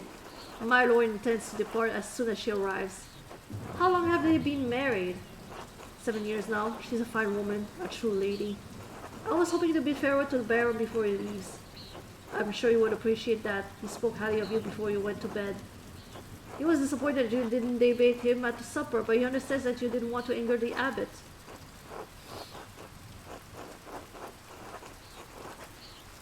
It's the abbot's table, the abbot's rules, which is why my lord understands, of course. Oh. Is there any chance I could redeem myself to the Baron's eyes? Oh, complain about being late to the abbey. Try to turn down the...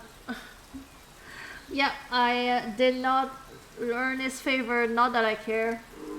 Perhaps not on this occasion.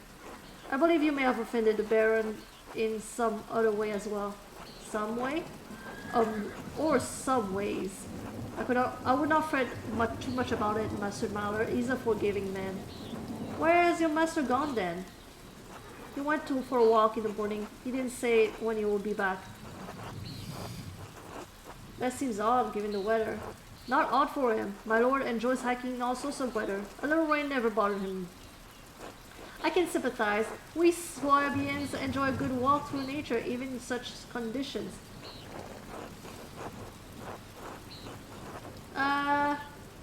Seems quite an unusual man in many ways.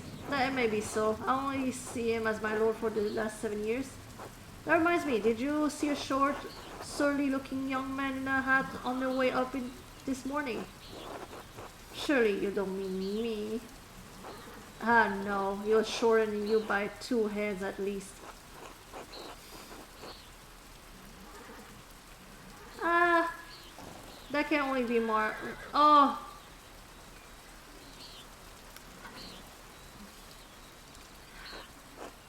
I'm not a snitch. That's a shame.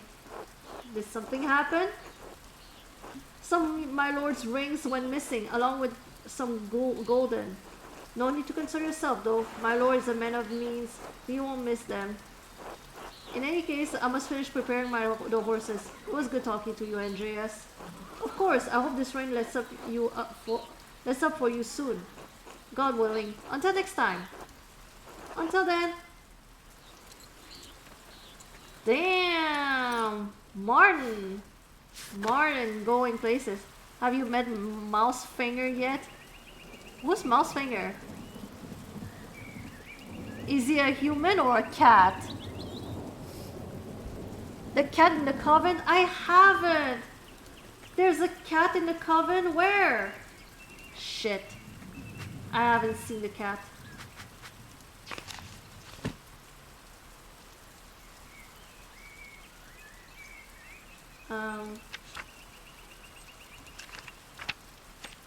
Oh, okay.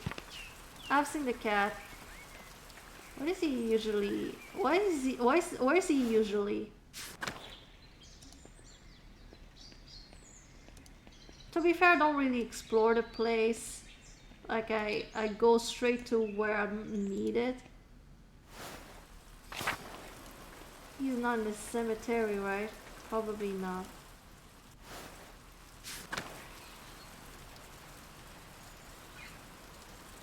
Oh, you straight gotta explore the game in a game like this. What? Oh, but I didn't want to be late at work. That's why I didn't explore any. I didn't realize like I did. Oh.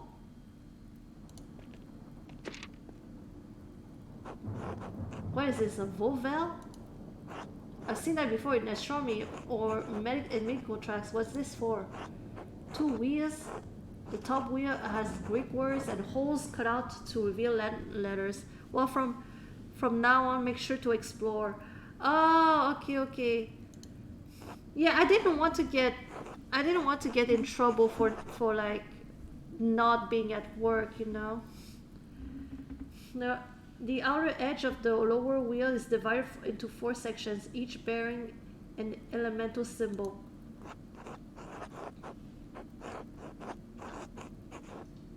The lines connecting the holes form constellations: Cassiopeia, the Great Wagon, Libra, and Aries. A quarter turn from the upper disc aligns a different elemental symbol at the top of the lower disc, and that reveals a different set of letters underneath. This must relate to the Greek letters I found in Farron book. I need to compare them, but these symbols are not the same. The elements that don't appear in the cipher or the astrological symbol aren't on, and the astrological symbols aren't on the Volvel. Wait, of course, every astrological sign corresponds to one of the 4 elements. Time only moves forward when you move it. Ah, okay. Well, I didn't explore the village. Should I have explored the village? I only talk to people like on the way. Okay, well, I'm not gonna go to the scriptorium yet. Then. You can later. You can do an event here soon. You have to do an event here soon. Okay, well, I want to explore first before I go to the... Oh, go to the scriptorium? Well, I'm just doing good. I'll go get to the murder. What you said to explore, so I was gonna explore. Okay. Okay, Libra and Gemini and are air, Scorpio is water, and so on. That's it. When the cipher indicates an astrological sign, I need to correspond it to the appropriate element on the wheel. Simple. What is simple about that? Really? A puzzle now? A puzzle now? So we have air. Wait, hold on. No, it's... So...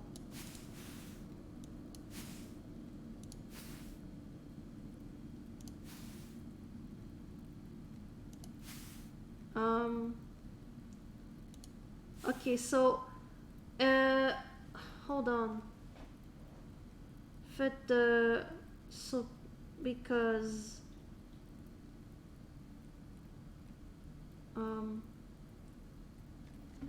This game can rival Agatha Christie's Evil Under the Sun with how long it takes till the murder takes place. Okay, I think I have the energy to figure out... I don't understand what this hand... Oh! No, no, no, that's not what I meant. No, what are you doing? No! Is this not... Okay.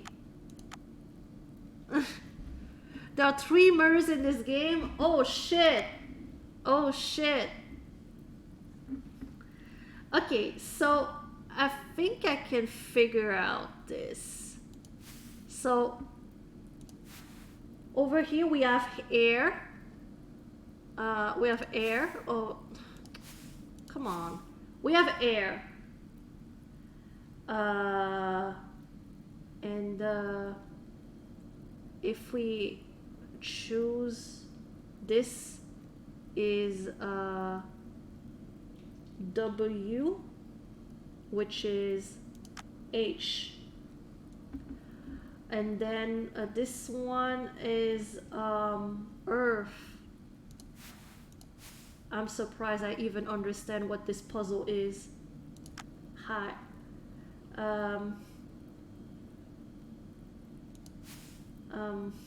So this is B. That would be this one. Okay, good. This is water. And X. Fire again.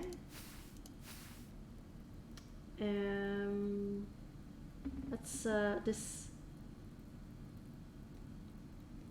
symbol, and that's air. No murder yet, cause I'm slow. I'm slow. I'm sorry, y'all. H. That's Earth. That's my sign. That's Virgo. And with N. The Earth again.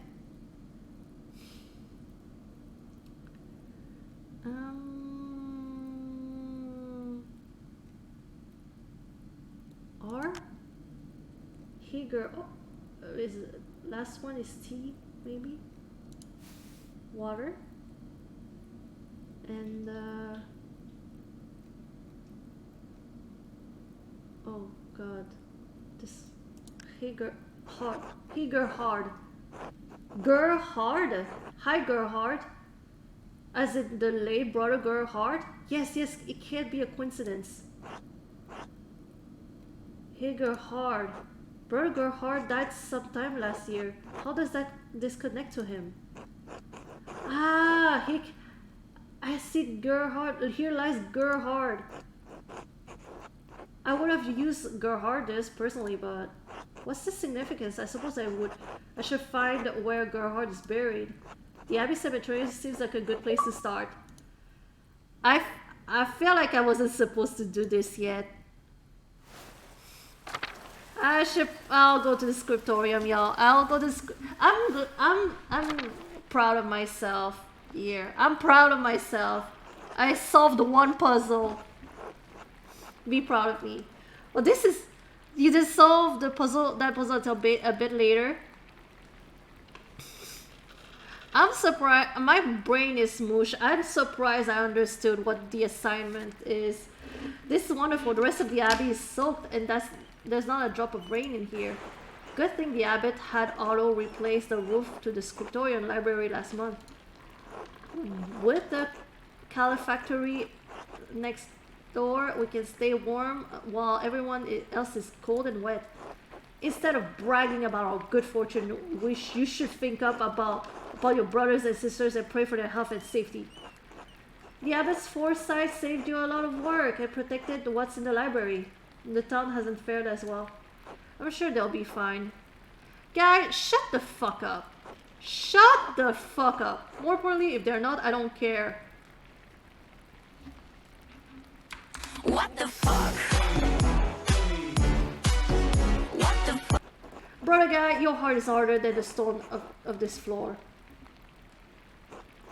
We have the grumpy old monk, but where's the nice one? Brother Piero, haven't you seen him yet today? I did, but before Brother Guy arrived, Brother Piero left to speak to the abbot some time ago. What? Why is Matthew ringing the bell? It can't be tears already.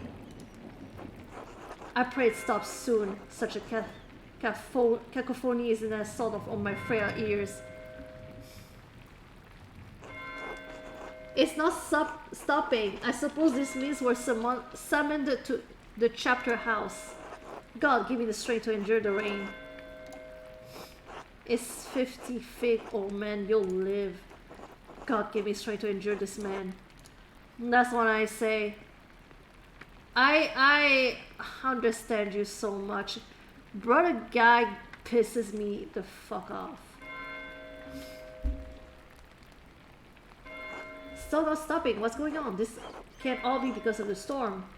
I should see what's the matter. Oh, we're gonna get to the murder. Finally, we're gonna get to the murder. I hope one of the murders is Brother Guy. I hope he's the one getting murdered soon. I shouldn't have said that. But I do hope. I hope.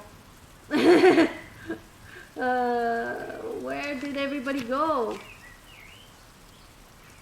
Supper ended badly. An argument erupted between the Baron and the Abbot. Hopefully it will all get worked out in the morning. I should head back to my room. Oh, I already read. Come on. Just tell me where I'm supposed to go.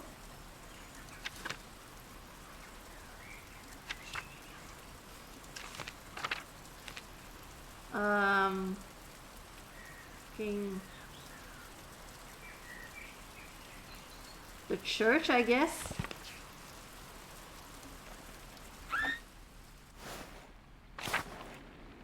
I can influence the people's fates.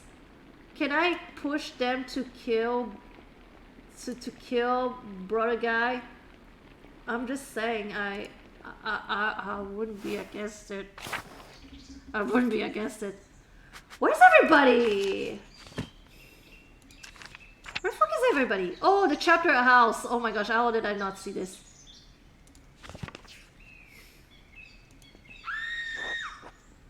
Oh. No, not this way. Coming from the chapter house? I think something terrible has happened, Mr. Andreas.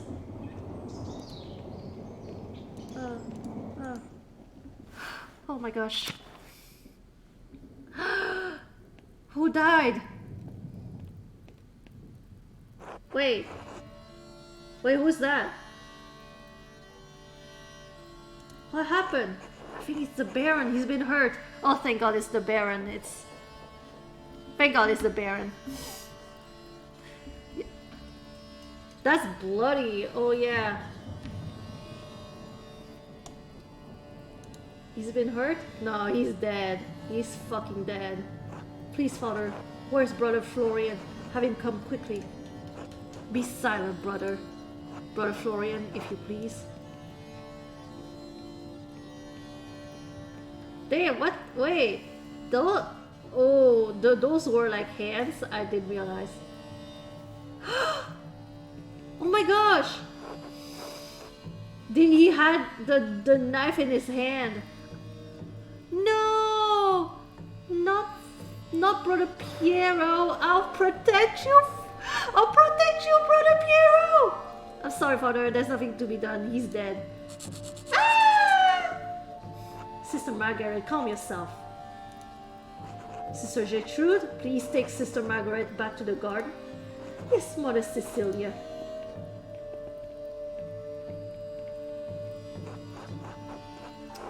God protects us. Baron was a friend of the Prince Bishop of Phrasing. Why is he so worried about the Prince Bishop? This abbey is odd in more ways than one. Its existence offends some in the church. We are far enough from Rome and Mainz that everyone forgets us, but this could bring unwanted attention. Florian, how easily do you think you could dispose of this body? And Father Abbot, what are you saying? Why are you questioning me? Why are you wasting precious time?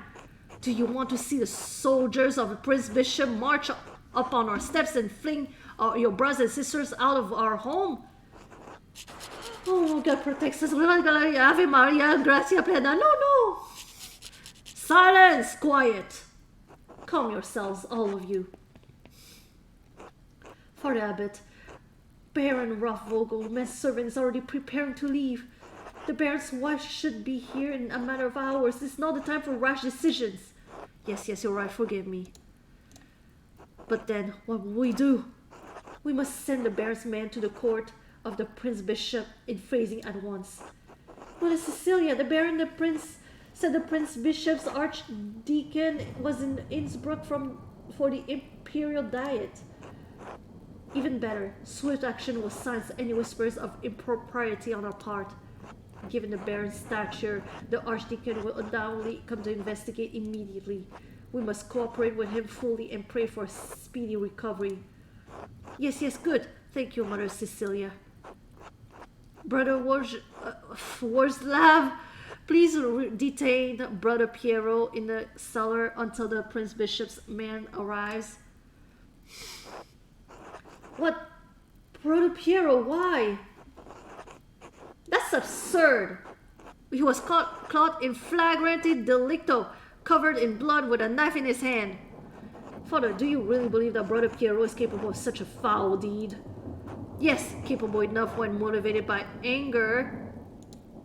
Wow, I had no anger against the Baron, Father Abbot. I simply came across him like this. No anger? Not even for insulting your work and forcing us to give it to Andreas. Wow! Bruh. This is not the subject for debate. When the Prince Bishop's man arrives, we must not be empty-handed.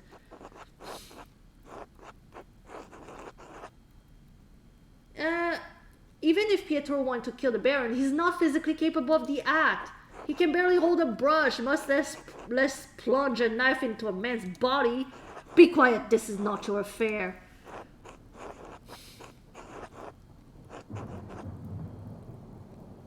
Forgive me, Father Gernot. I just don't think that Brother Piero could have done this. Your position has been noted. My decision stands. Brother Warslav will detain Brother Piero in the cellar until I say otherwise. Brother Florian, please escort Andreas out of the abbey. Andreas, do not show your face here again until tomorrow. Do you understand me? This is ridiculous, but yes. Damn! Andreas, listen to me. I sympathize with you. I don't think Piero did this either, but this isn't the time to push the abbot. I'm sure the other brothers and sisters believe Piero is innocent as well, but the abbot is worried about the Prince Bishop's attention.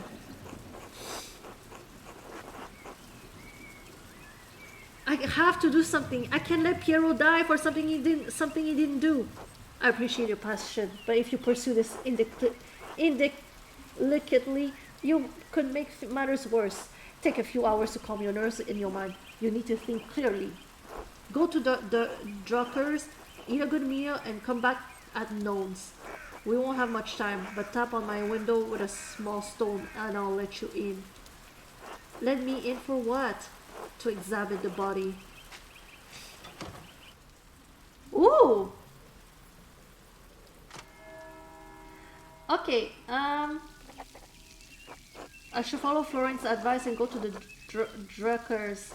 Hopefully it will clear my head. It will help clear my head. Okay, it auto saves, right? Yeah, it also saves 13 seconds ago. That was a good time to stop. Thank you, BB. Alright. Y'all, this was Pentiment, everyone. What did y'all think about it? For those of you who stayed here, what did y'all think about it? Let me see here. Let me see if there's anybody that are streaming right now that I can read. It's interesting. It's very interesting. Glad to see that you're interested. Every game's pick up slow. Every game's pick up slow, but it should get very interesting from now on. So don't worry. Don't forget that this weekend I will be. Oops, did not mean to do that. Did not mean to do that. Don't forget that this weekend I will try to stream. I will try to stream on Saturday and Sunday.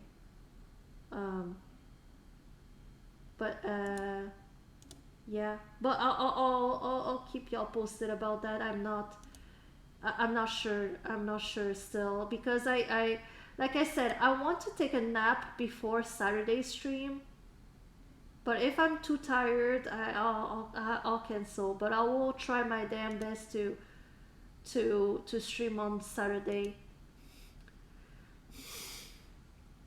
But I'll let you know if I can't.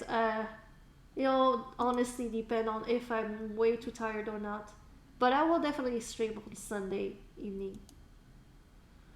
Let me see.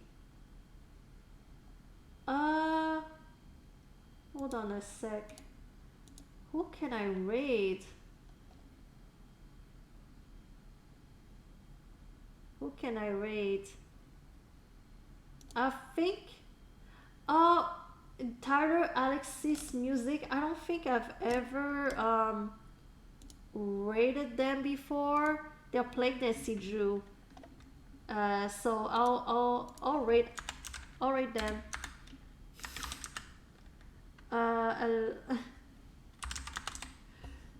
Oh wait, hold on. Okay, hold on. Tyler Alexis Music. All right. So we're going to raid. Tyler Alexis Music. They're playing right now. Midnight Salem. So make sure if you're going on in the raid, make sure to copy paste a raid message. There's one for like subs. There's the second one for non-subs. Again, thank you so much everybody for joining me on this mystery. Well, it turned into a mystery at the last minute. I did my best. What can you do? But it's an actual real murder mystery starting next week. All right. Thank you so much everybody for hanging out with me. I will see you all this weekend, and I hope you have a good night, everybody. Take care, y'all. Bye. Bye.